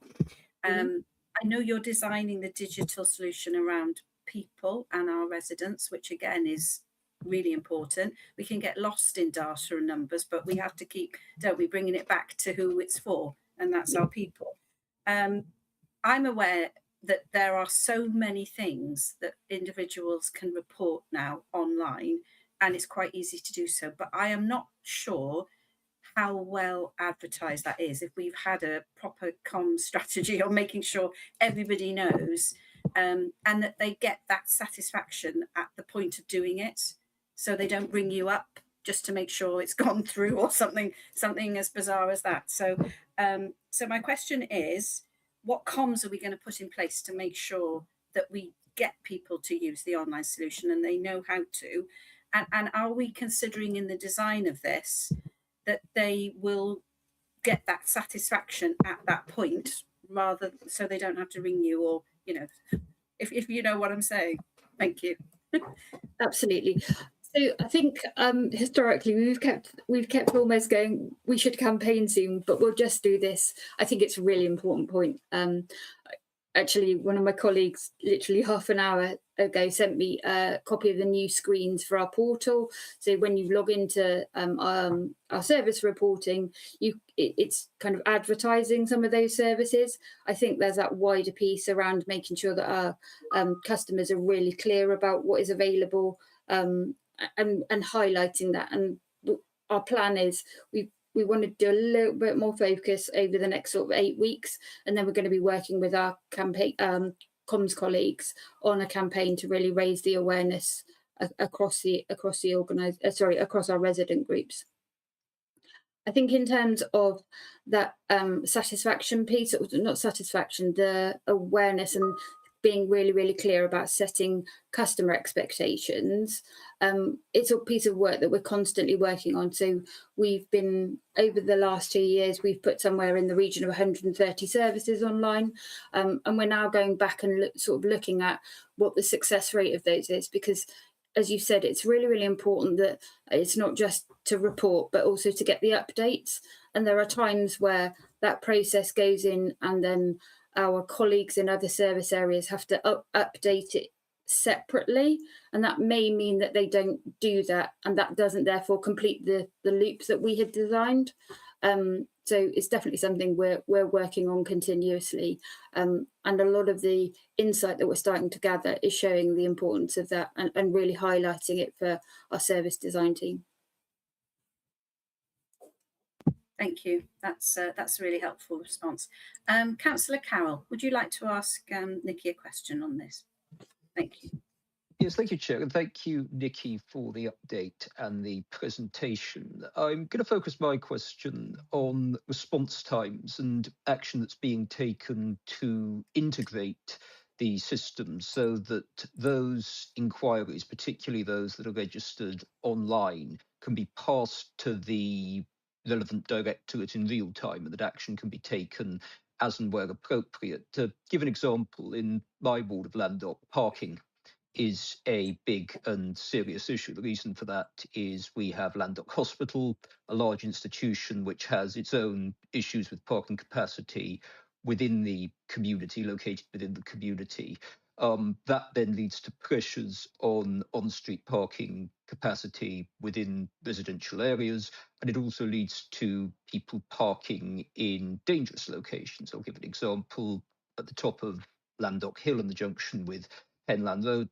We're campaigning as a community to install double yellow lines there so that the council can then take civil parking enforcement action to help address that problem. But obviously, if there is an issue with problem parking or dangerous parking or contravention of any parking restrictions within a given area, when somebody sees it, obviously they will report it, but for enforcement action to be taken, and the council has done good work by investing in mobile camera cars that can travel around, and it doesn't require a warden to visit the area on foot. But to ensure that those camera cars are dispatched to the right areas at the right times requires for the contact centre to pick up the information in real time, pass it to the directorate. Maybe even technologies could be used so that on the basis of inquiries that come in, the camera cars can then be directed where to go through perhaps artificial intelligence models or something could be used to used to help direct that. But my question really is what action is being taken to integrate these systems and use these technologies so that we can optimise outcomes for residents and also ensure that problems are dealt with as quickly as possible. Obviously, the aim should be to address all queries and concerns within as short a time frame as is practical. But as with anything, some inquiries are by their nature more time sensitive than others. Thank you. Thank you very much. Absolutely. So the vast majority, I'm trying to think of maybe the few exceptions, and I can't really think of any. I think nearly all of our digital processes go straight through to the department. So the contact centre isn't intervening in between that call. That digital form, it will go straight in. So we have got like end-to-end processes. So they should be going directly into the service area that they're affecting. In terms of if that's an inbound call, the team, and we need to look at this model, the team immediately process that end to end. That makes our call handling a little bit longer, but it does mean that it's action there and then it goes either into a system or where there isn't a relevant system, they're directly emailed immediately. So at the moment, and I will check, Councillor Carroll, but I do not believe that there are any. There may be in social services, but I don't even think that's the case. I don't think there are any cases where it's kind of getting that where it's not going immediately through. Thank you, Nikki. So to recap then, if it's a parking issue and they report it online, that goes straight through to the parking department. It isn't something that is handled by C1V. That's how it would work if it was an online question about, problem parking. Correct, yes. And my operational manager is online and is confirming that is the case. Yeah, it's going straight through. Yeah. So then it's up to the department then to resolve or to get or decide, yes, as Councillor Carroll has said, where to send the parking enforcement cars out and things. Yeah. And just in terms of that, so a big part of that 95 in 5 programme, and there's a corresponding one regarding our back office processes, is using the data and insight to understand where the delay is happening. So one of the primary uses of AI at the moment, because we are cautious around this, is in insight. So we're able to record all of our calls. So it records all of our calls. It gives a full transcription of the call, but it also gives a summary. And that we've started very recently just started to put into another AI model that then starts to pull those themes out, starts to identify where a customer is not getting the optimal service. And that's the kind of insight that we want to be able to feed through to the service areas and our improvement team to help us design better experiences and understand how we can reduce the failure demands, because we don't want a customer to have to call back. Yeah. Just on the point around like parking and enforcement, I think there is some work already underway to explore with neighbourhood services, neighbourhood service area. They're currently looking at some sort of GPS tracking, which we would be able to give a sort of real time. And I think over time, there are multiple use cases for that. So we will need to look and select where that's probably the most effective. But I think that is something that we can look towards doing so that we are able to be more proactive, or if we need to be reactive, react much faster. That's interesting. Councillor Lloyd Selby, would you like to come in with a question? Thank you. Yeah, thank you, Chair. Thanks, Nikki, for taking us through this. I want to understand more about what this actually means for residents. So I know that the aim of this is, for example, to reduce call handling times for residents. So if we look at, I think it's 6.9 in the report that says by the end of the summer, changes made to waste management and highways will reduce call handling for residents. So that sounds like a really good thing. Does that mean that there will be internal changes that will speed up the process of responses? will residents notice anything different? So I'm just trying to understand if they're wanting to raise an issue, is it an internal change that's going to improve their experience, or will they also notice something different? And if they will notice something different when they contact the council, how are we going to communicate that to them so that residents are aware that what they might be familiar with is going to change? Thank you very much for the question. So it's definitely both. It's definitely about improving the customer or the resident experience. So they should feel something immediately. That first thing is so our average speed of answer should reduce. So that naturally a certain percentage of our customers will drop off quite quickly if we don't answer immediately. So the most immediate thing is that they get to speak to someone straight away. The second piece is that we're also looking, and the technology is now enabling us to do these things, is whether that it may be that a chatbot is something that they want to engage with on the website. We're also able to do things like WhatsApp. Now, that's a very specific transaction type. You know, the contact centre takes a huge range of calls, from that very transactional, I'd like to report a pothole, all the way through to social services and complex shared regulatory services. So there's some use cases where that type of transaction, where they don't need an immediate response, but they just need to report something and they need to be able to do it quickly, that actually fits. And I think it's about working with our residents to understand what works for them, what doesn't, being very open that we're trying things and things may work and things may, you know, they may not like it. So it's being particularly agile in our approach. From an internal point of view, it's that data. So it's the insight that will help us work with a team to understand, why is this happening in the first place? So if it is what we refer to as failure demand, where we haven't done what we should have done for whatever reason, then we start to be able to see those trends in much more detail now, rather than just being able to say we're receiving these calls. We can actually understand what that looks like. And then finally, the final piece of that is around proactivity. So that might look like, and this is not an immediate thing, but we're working towards it. It is more proactive. So if we take the GPS tracker for the in-cab piece, the vehicle, if we know that a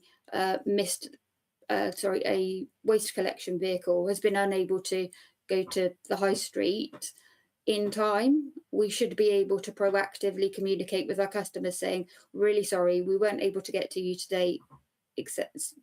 So that changes the relationship with the customer. So we become much more proactive in our behaviours, and therefore kind of mitigate the call because we have reached out first. So thank you, if I may. So in terms of the changes, you're talking about the possibility of introducing things like WhatsApp chatbots. So will there be a proactive comms plan attached to the changes, so that residents are aware of the different ways that they can contact the council? Absolutely, yes, and that's some of the piece we'll do, where I mentioned earlier to Councillor Prothero, where that piece around what's available online, but also that's the same methodology we'll use to start to introduce these communications. I think as we do a little bit more tie-up around our data, we'll be able to be much more proactive and make sure that we're emailing with the right level of information, because too much can be almost as bad as not enough as well. So we just want to make sure that that's really tight, but also we'll work with comms team to do things like social media posts, and also update the website. Thank you. Thank you, Nikki, for that, and thank you, Councillor Lloyd-Selby.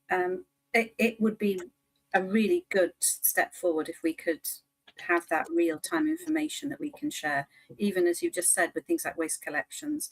If something's happened and they can't get to our residents. As a councillor, we get lots of queries if that ever happens. I'm glad to say it doesn't happen very often. We've got a really good waste collection service, but sometimes it does. To be able to give that message so that they don't contact all of us about something that you could tell them, it would be really helpful. So that's something to look forward to. Councillor Goodjohn, would you like to come in? Thanks. Thanks, Chair, and thanks, Nikki, so much for this. It's really exciting to hear and really needed. And you know, I know that our residents, you know, trying to wean them off social media by thinking that they can make a post and that will be reported to the council is a nightmare for us as councillors. And I'm really looking forward to the proactive communication as well. That is really exciting, and WhatsApp as well is a lot easier and a lot more accessible for some residents, kind of very immediate as well in a response. So I've got a few questions. I was wondering, one, I wondered if you had a time scale for this proactive communication and for maybe introducing a WhatsApp. I also wondered about the report page on the website. I know this website's quite old and very big and very clunky, and some of the surface headings on the report page maybe don't cover everything, such as pest control isn't on there, the parking reporting isn't on there. So if somebody is being directed to that page, then they may not find everything that they want on there to report. So I was just wondering whether we could improve that at all. Sorry, I've got another one. Do you want me to keep going? Or? No, it's no. The other one was, I wondered if you had a procedure on updating regarding inquiries. It was interesting what you said earlier regarding maybe when it goes to the back of house and other service, you know, the other departments have to reply. Maybe it doesn't always get done. And I wondered if we had if we could put a process or a procedure in place to make sure they get a reminder that has to be done, and maybe a customer feedback could be included after that to kind of finish it off and make it a complete package. And it's easy for me with all these ideas and questions. And then I was also wondering, just as a last note, you've got a lot going on there with internal and external related contacts. So you've got, not only have you got telecare and our residents, but is there also HR and wellbeing provision as well on top of that? I was wondering what the kind of percentage was between these services that you were dealing with. And I'm quite concerned, is there enough resources in C1V to actually deal with this and reach the targets you're asking for? Because I know there has been cuts in the past. And is there enough there for you to be able to manage this? I think that's me now. Okay, I think I'll. You may need to remind me, because I think my mind was going and I got lost at about 4. So the timescales. So in terms of WhatsApp, we would like to try and get that out in the next 6 months. So there's just governance and making sure that we've got that. It's actually kind of connected to the resource model, because when you try these things, it's often quite inefficient in terms of your resources. So what we don't want to do is to add a channel and then the experience isn't right, but simultaneously I can't take the resources away and then the call centre drops. So it's just about balance, and I'll come back to the resources and why that's that should be okay. In terms of the proactive comms, I think that's a 12 to 18 month piece. I think we'll need to start with that. The GPS piece is probably one of the more complex pieces, so I think we'll try something a little lighter touch to start with. And again, there are hundreds of use cases, if you can imagine, for each of these types of technology delivery. They will have we have hundreds of different systems, so it's picking the right one, testing it, seeing what it looks like, and as you mentioned, that customer feedback is really, really important. So the proactive comms is definitely a slightly longer play, but it's about making sure that our technology can connect to each other. But we're moving really fast already. I mean, we've done a huge amount. In terms of the website, the website's looked after by our communications team, but I can certainly have a chat. We definitely want to look at how the website is being used, and where those points of, and I don't want to use failure because it's not a customer thing. It's not customer failure, it's our failure to organise the information in a way that feels right. And some of the challenges we're facing now are that the utilisation of AI, for example. So if you Google something, it's just trawling your entire website and it's not picking the pieces of information we'd expect it to.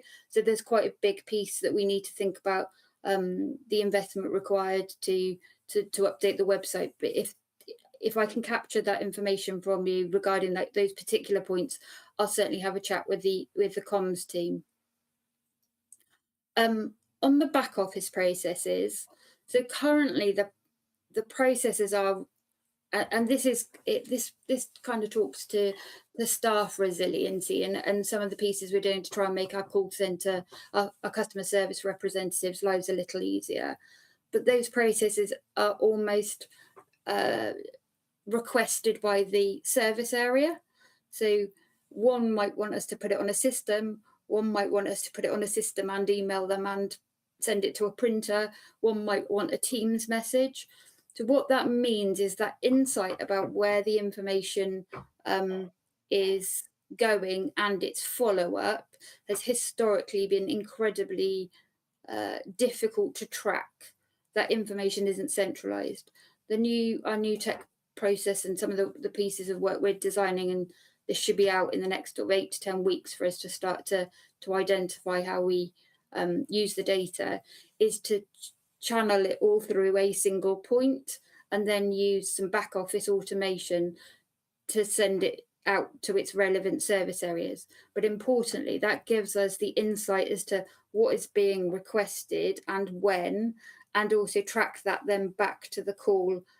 And hopefully there isn't a requirement for the customer to call back, but it gives us the insight if that's not happening. So that's that piece in terms of what that looks like.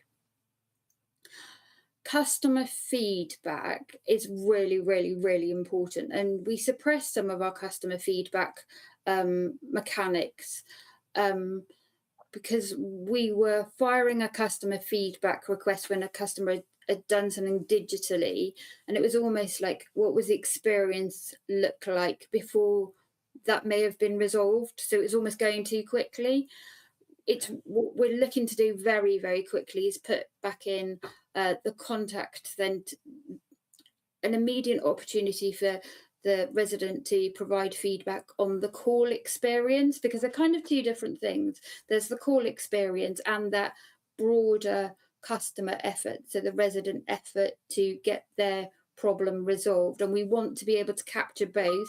We just need to do it in a really intelligent way, so we're asking at the right times, and also make sure that that feedback loop goes along with that process loop. So it's about bringing all of that data to get together. We're really, really keen to work. How can we, the challenge, I suppose, is how do we move really quickly, because we really want to solve this quite quickly and keep our customer customer voice within that design. So if there are any ideas as to good ways to do that, we're really excited about that, working with our residents, because that's the most important thing. I think you mentioned the communications piece. So there's the new communication strategy. As I said, we're looking at that website, and there's also a piece around that we're just about to take to SLT for its final draft of a new customer charter, which is really about highlighting the need for C1V not to be the customer experience. C1V is a critical part of the customer experience, but collectively as a council, every single part of that council works together for our residents, and it's about highlighting that. And then finally, you mentioned resources, and I would agree that we are definitely on the lean side. We acknowledge and understand that challenges to council budgets, it's really, really important that we leave as much capacity and capability in our service areas to deliver the services. But as the complexity of some of these conversations is actually increasing, and some of the challenges we're having in provision of some of the administration that we probably historically were okay with, but as we've got smaller, it's eating into resident experience time. That has been a challenge.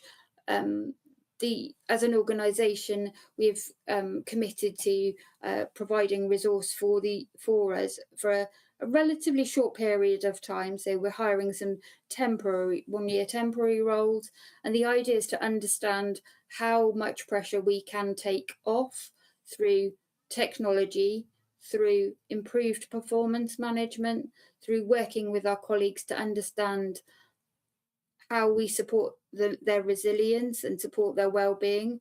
It's an incredibly challenging role at times, and it's really, really important we understand that staff welfare and well-being element, with the idea that those temporary roles help us kind of almost create a pressure valve, so that we can let some of the pressure off, fix some of these things, and then reassess what the resources look like. Some of that might mean us looking at where that administration goes, because the focus has to be on customer outcomes. Did I capture everything? Yeah, pretty much. That's really helpful. Thank you so much for that. A lot of knowledge base there. It's amazing. I was just wondering, because you have got all the different way. You've got, so you do some HR and well-being. You've also got telecare. I was just wondering if you've got like a percentage of how much of your time is spent on each of you, because as a councillor we do get all sorts of inquiries, and of course we're at point end a bit like yourselves when we get queries from residents, so I was just wondering, do you get, is it like 30% telecare, 20% HR? Have you got any kind of idea on that? If you could do it, send it later on. It would be very interested to know. Yeah, that's no problem at all. So yes, to a degree. So what we have is a series of queues. Now some of those, so for example, shared regulatory services is in its own queue. Housing repairs, they're two very big consumption. It's not the volume, it's the handling time. So that's the other thing, is it's often about what the effort is to look at, and I say that effort in the best possible way. What's that, that time versus volume. So housing repairs, whilst a smaller volume, of course, they tend to be much longer. We need to take a lot of information off the customer. We've got to get through all of the system and log all of that. So I can certainly share with you both volumes, handling time, and kind of almost like what that looks like. The only thing I would say is there's a queue called One Veil, which is where it's almost the everything else that we sort of capture. So it's not absolutely crystal clear. I could send it to you this week. If you give me a couple of weeks, I think we'll have done that analysis work where actually AI is actually helping us break that down into what that looks like. But I'm more than happy to share with you.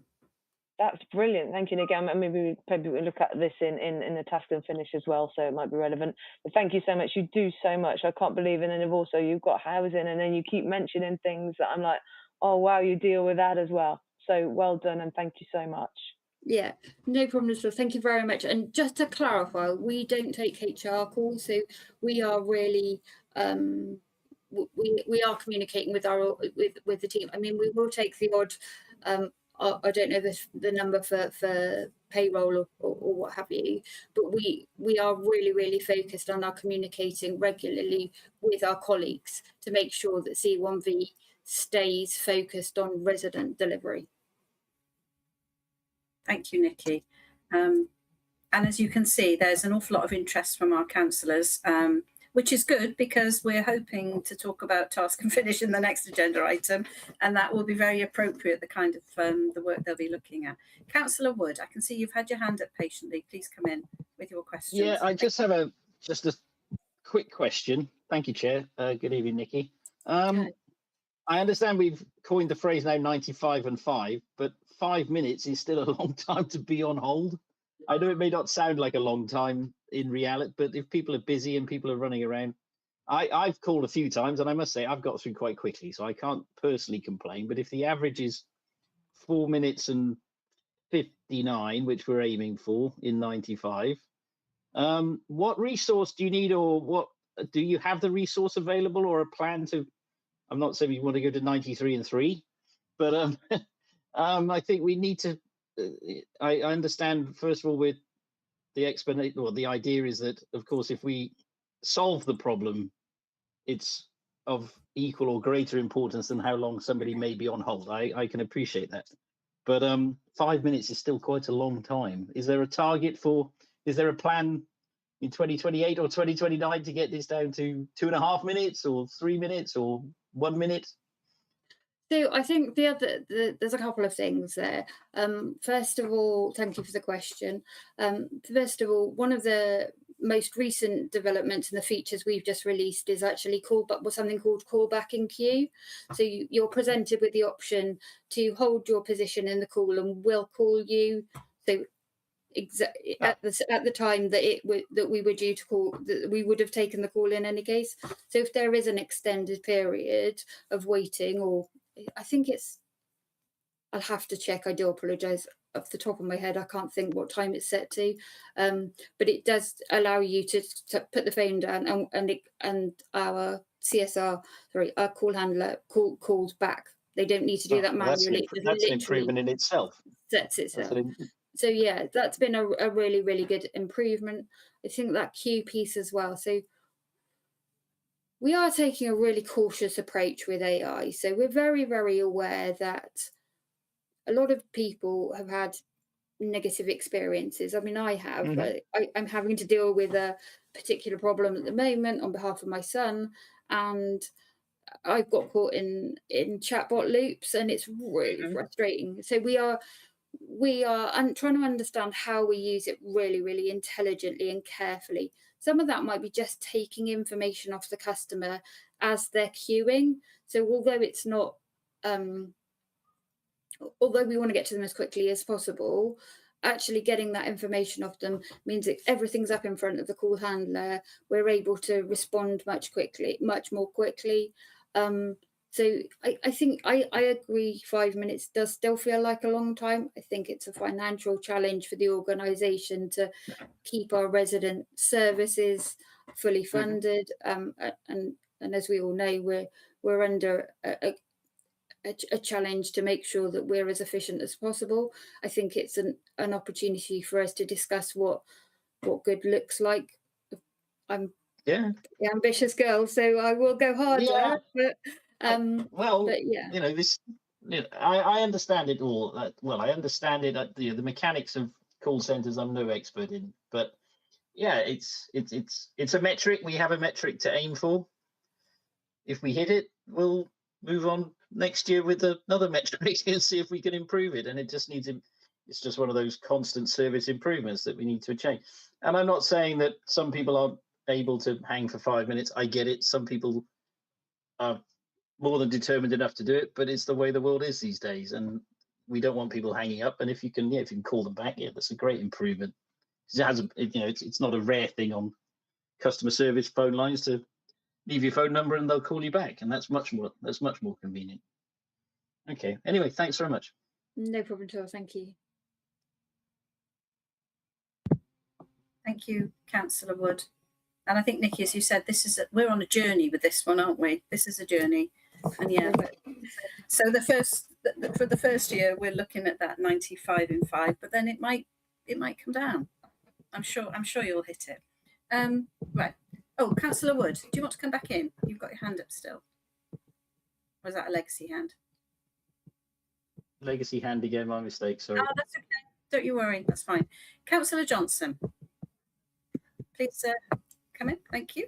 Yeah, diolch yn fawr. Thank you very much, Chair, and thank you to Nikki. Going to be quite quick. This sounds very exciting. So we're talking about reorganising or restructuring in the council. We talk about it quite frequently, but this really does sound like a transformational in terms of systems, and I'm looking forward to the task and finish group, which will shortly begin and to be discussed later on. But it's important to consider some of the problems which exist with AI, as Nikki touched on, and also flexibility in council systems and platforms to be suitable and fit for everybody, because everybody has different ways of engaging with the council. Some people want to call and speak to somebody. Some people are a lot happier to write in. And what's important is that we are there in whichever way people would like to get in touch with us, and that the council also responds in a timely fashion to the questions that people have, and is able to provide feedback as to that something has been resolved, a pothole, so that people can be made aware that an action has taken place after they have made a report to the council that something has been an issue. So it's important that that feedback loop is closed, to make sure that when people do make a report to the council, that they are made aware that they've had the message that action has taken place, a resolution has been put in place, and the problem doesn't exist any longer. And this will hopefully raise confidence. So being open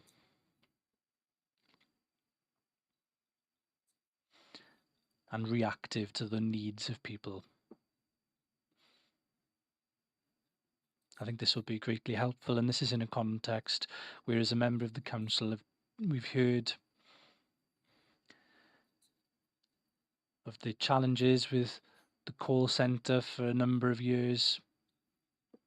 We went on a walk, we listened to the call handlers speaking to people, and had a better understanding of some of the blockages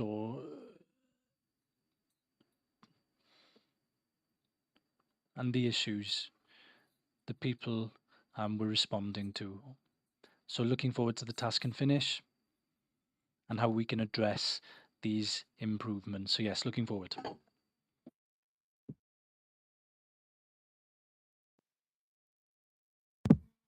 Thank you, Councillor Johnson. And I totally echo what you're saying in terms of that necessity to have that loop closed, that I've reported it and then I get to hear when it's resolved, and I don't have to keep wondering if it is or if it hasn't been resolved. That's really important, and I'm hoping Nikki's going to be able to say to us that's definitely going to happen in this new way of working. Go on, Nikki. Absolutely, and thank you for your feedback. So that, as I said, that first part is to capture the information of what's happening almost when we're reporting. So some of those things are in very clearly defined data-driven systems where those numbers are really, really obvious. Some of those are more traditional processes where actually capturing that data might be more difficult for us, but the first step is to centralize. But absolutely, and I think it's about being really, really clear about setting expectations, being very clear about what a customer should expect. And sometimes that's not the answer that they want to hear, but there is a real piece about being really honest with our customers about they may want it now, but it may take 48 hours or 72 hours. But if we're clearer about that, some of that's about training our team, and some of that's about resetting those expectations with our colleagues in service areas and the importance of that feedback. In relation to the AI conversation, I don't want to be seen as not ambitious, and I know there are some very ambitious councils around the AI piece. For me, it's about resident experience. I cannot stress enough that it has to be right. So we will try things, and I think we need to be really honest with our residents that we are trying something and being quite clear that it may, as I said, it may work, it may not won't technically work, but it may not be the right outcomes or the right experience for our residents. But being honest about that desire to look at these things, check whether they work, and then clear about pivoting whether we should or we shouldn't.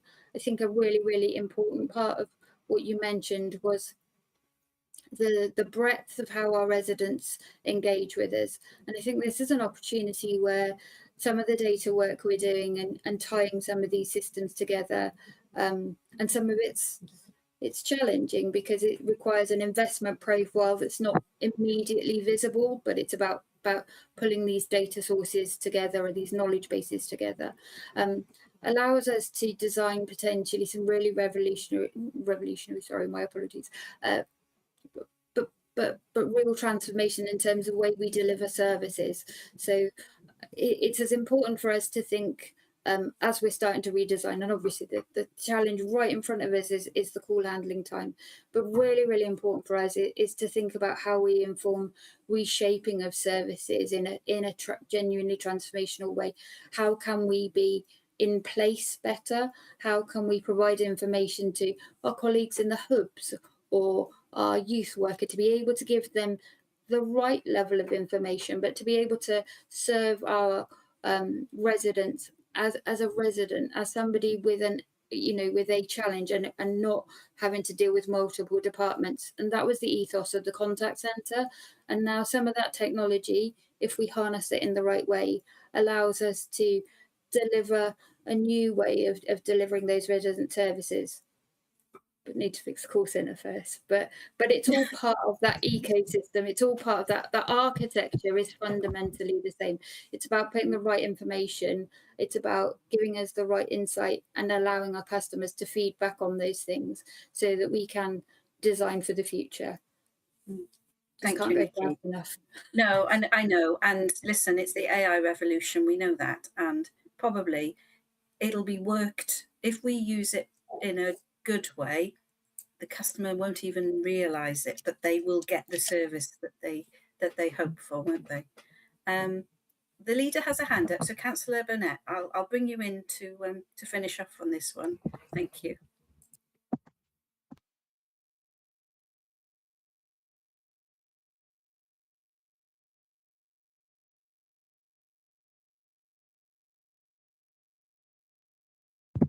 No, we can't see or hear you. Liz, I don't know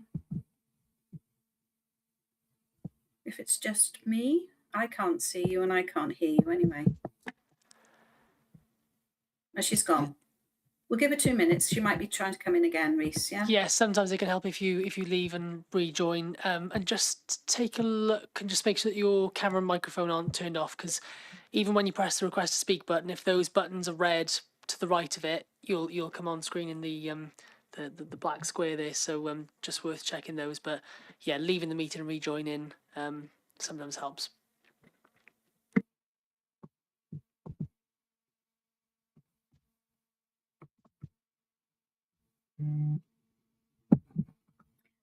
If she can't, we'll progress with the meeting. The next agenda item's going to be talking about something very similar anyway, so I'm sure if she can join us then she will.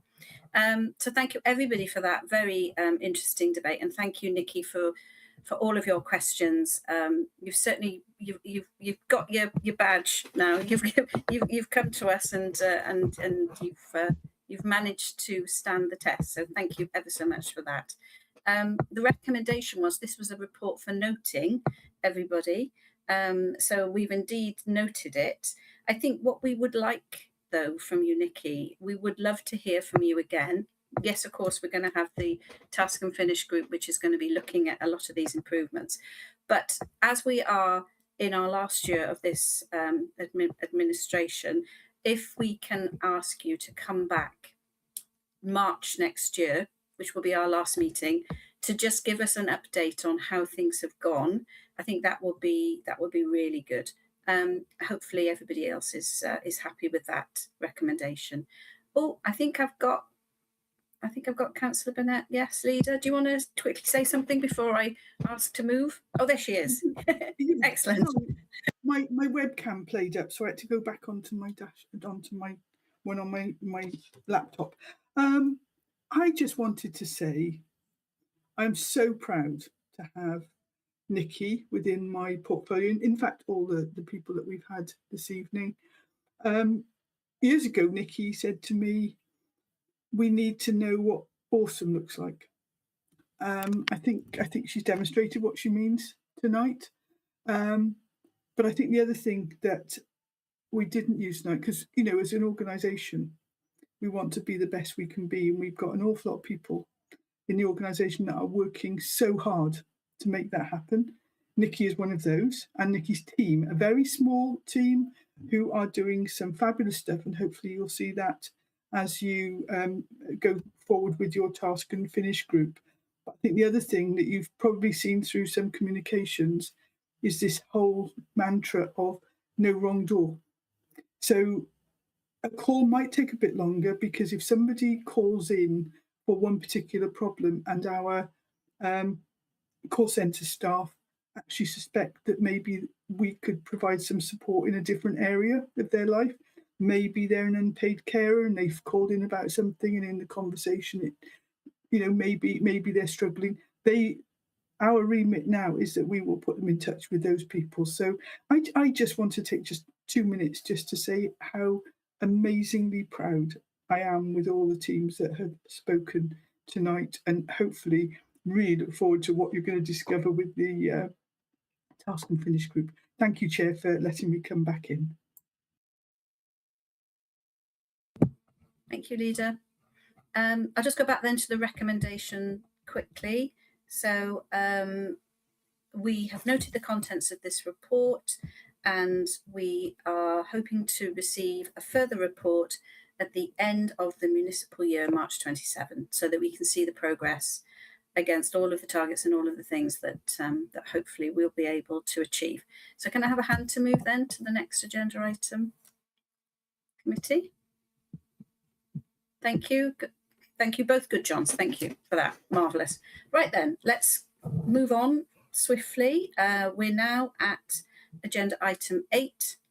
This is the first year review of scrutiny and approval of the forward work plan. Now, I don't know if we've got James or Reese, if you want to just say something about that report, or do you want us to just move on to discussion on this? Here's James, I think. It is. Thank you, Chair. Thank you very much. So, just by way of introduction, so the report, as laid out, makes a series of reflections upon the first year, as members will be aware of the reshaping scrutiny changes. So it very much provides a reflection on some of the progress that the committee has made during the year, including details of recommendations. Included within the committee, within the report, is a suggestion of the next task and finish topic, building on the previous task and finish work undertaken by the committee. So it's proposed looking at the contact one veil. So in terms of the ask for yourselves today as a committee, it's very much to note the contents of the report and to notes and agree the forward work programme provisionally on the and also as a result of that agreement, then agree for publication on the council's website, which we do on a regular basis, and also to finalise and agree the task and finish review topic, and look to agree membership for the upcoming task and finish group, also including the chair of said group, so we can look to implement that within a timely manner for yourselves as members. So I'm not going to draw too much in terms of the takeaways from year one, etc. But as the scrutiny annual report is due to be presented imminently to full council, and also the upcoming outcome of the audit Wales review of the scrutiny functions, I'm not going to draw too much in terms of the actual reflections upon the first year of scrutiny, but it's just looking to, as you know, in the report, there's the element of looking back on the progress as part of the reshaping scrutiny changes, but also seeking full committee's views today in terms of the draft forward work programme that's been presented in collaboration with a range of officers from across the council, and seeking agreement on the task and finish topic and its potential membership. Thank you, Chair. Thank you, James. So in terms of the update of our forward work plan, I'm not sure what CAB committee feels, but there's a couple of additional items that I think from the work we've done in previous meetings that we've requested that these things be added. So at this point, I think I'll just ask if we can make sure that for September's scrutiny, we've got that report on the procurement savings from the Improving Schools project. It was something we asked for in March. So if we could put that one in for September, that would be excellent. And then also we've got from November's scrutiny, again, this was from the March scrutiny meeting that we held. We listened to Tom talk about the new corporate landlord model, and we asked, please, could we have a report on the progress against the plan and the savings target as well. So that would be really, I think, helpful if we could have that for November's scrutiny, if that's possible. So that was an update on the corporate landlord model, the implementation and embedding the process. And if there is anything that they can share with us at that point on the savings that they hope to make in the first year, that would be really helpful too. Then I think when we look at the task and finish, this was the second thing that last year we put on our list for task and finish.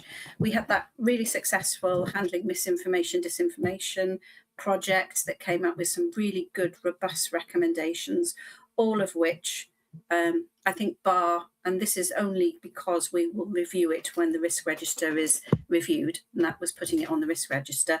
All of those recommendations are going to be taken up. So that's really positive, I think. So the second item, which we've all been talking about, really interesting in all of us, I would say, is the review of the improvement on C1V. So I suppose, first of all, to ask committee, are we happy with that topic? Councillor Goodjohn, your hand is up. Yeah, can I just help remind for the forward work programme to also include the two items that we agreed today? So also include in the March meeting at the end of the year. But also, yes, to agree that we should definitely, in light of the report we just received, include C1V as our task and finish for the year.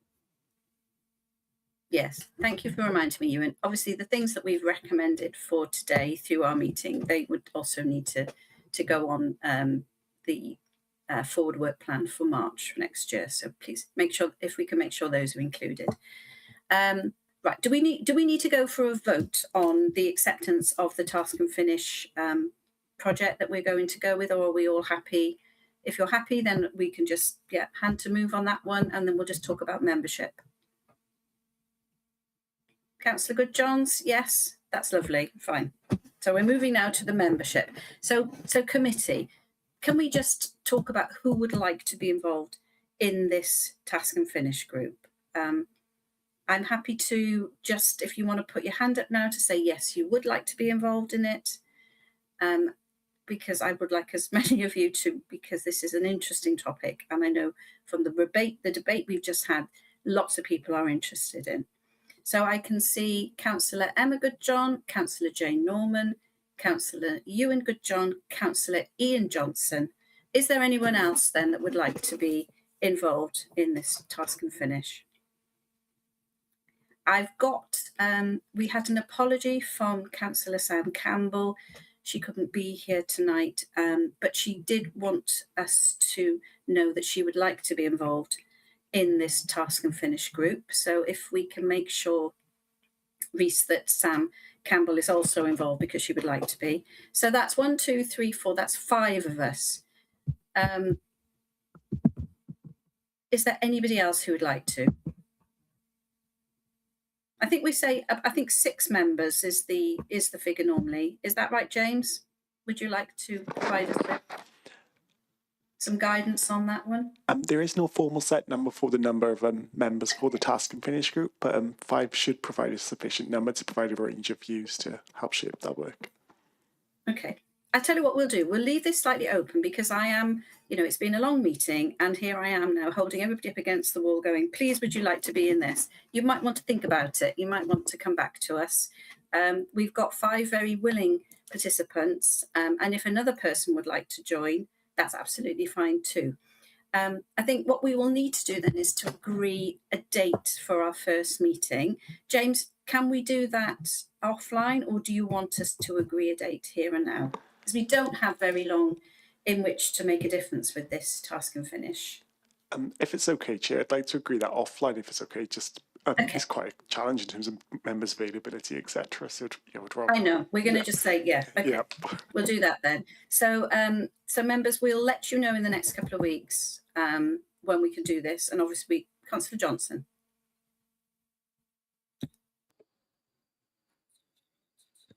Some wider comments before we finish the item.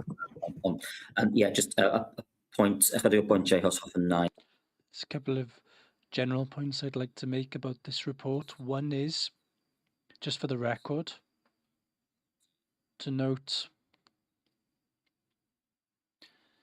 the view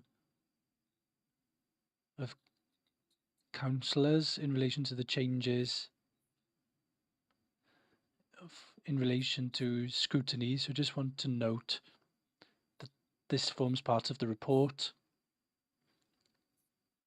So I'm looking forward to the detailed work looking at the changes introduced just over a year ago. So that's one point to make. And the other point, I know I'm guilty of this,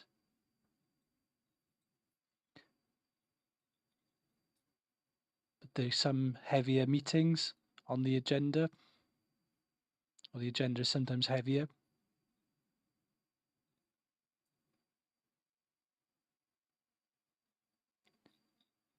For example, this evening, without 2.5 hours, without us having really disagreed on anything too much. So I can ask for it to be noted that the results of the Speaking About Life in the Vale survey be added to the schedule.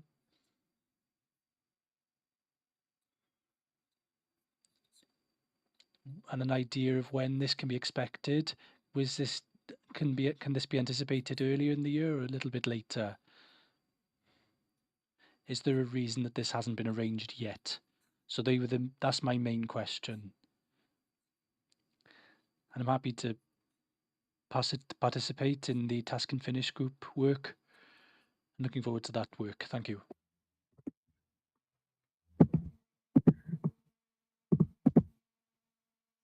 Thank you, Councillor Johnson. James, are you able to come in on Councillor Johnson's questions there? Thank you. Yes, absolutely. So in terms of the reshaping scrutiny changes, they'll be presented to, we're looking to present the report to the full Audit Wales report to Governance and Audit Committee, hopefully in July, but obviously cite members on that beforehand through some briefing activity, because as we know, it's been quite a member-involved process in terms of delivering those changes. In terms of the Let's Talk Life in the Vale element, it's coming with a comms strategy to Cabinet later this month, so potentially looking at the next meeting of scrutiny. So I believe, and this is in my portfolio, but it's coming as part of a wider package. So looking at the comms strategy, the participation strategy, and some various other pieces. It's very much framed around a response to the Let's Talk Life in the Vale survey results. So considering what we do what the council does as a result to this one. And apologies, I did have some technical errors, Councillor Johnson, so I did miss the last 30 seconds. If there was any additional question, my apologies on that front.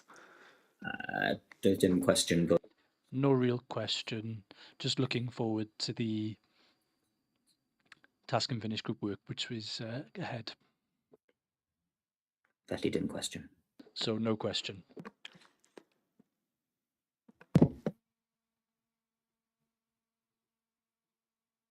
Thank you, Councillor Goodjohn. Thank you, James. So yes, we will get back in touch with everybody who everyone here who's said they'd like to be part of the task and finish group, and we will work on the timelines for that as soon as we can. I think that we've covered everything then on this particular agenda item. So if everybody's content with what we've talked about on this one, and we can have a hand to move, I would appreciate that. Thank you, Councillor Goodjohn.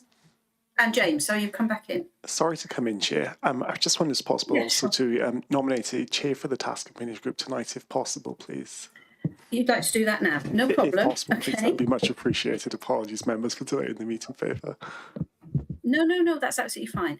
Councillor Norman, would you like to nominate somebody?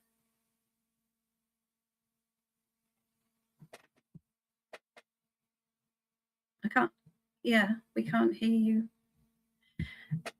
Okay, so, Councillor Norman, you're back. You're back with us. I'd like to nominate you, Councillor Prothero, as chair.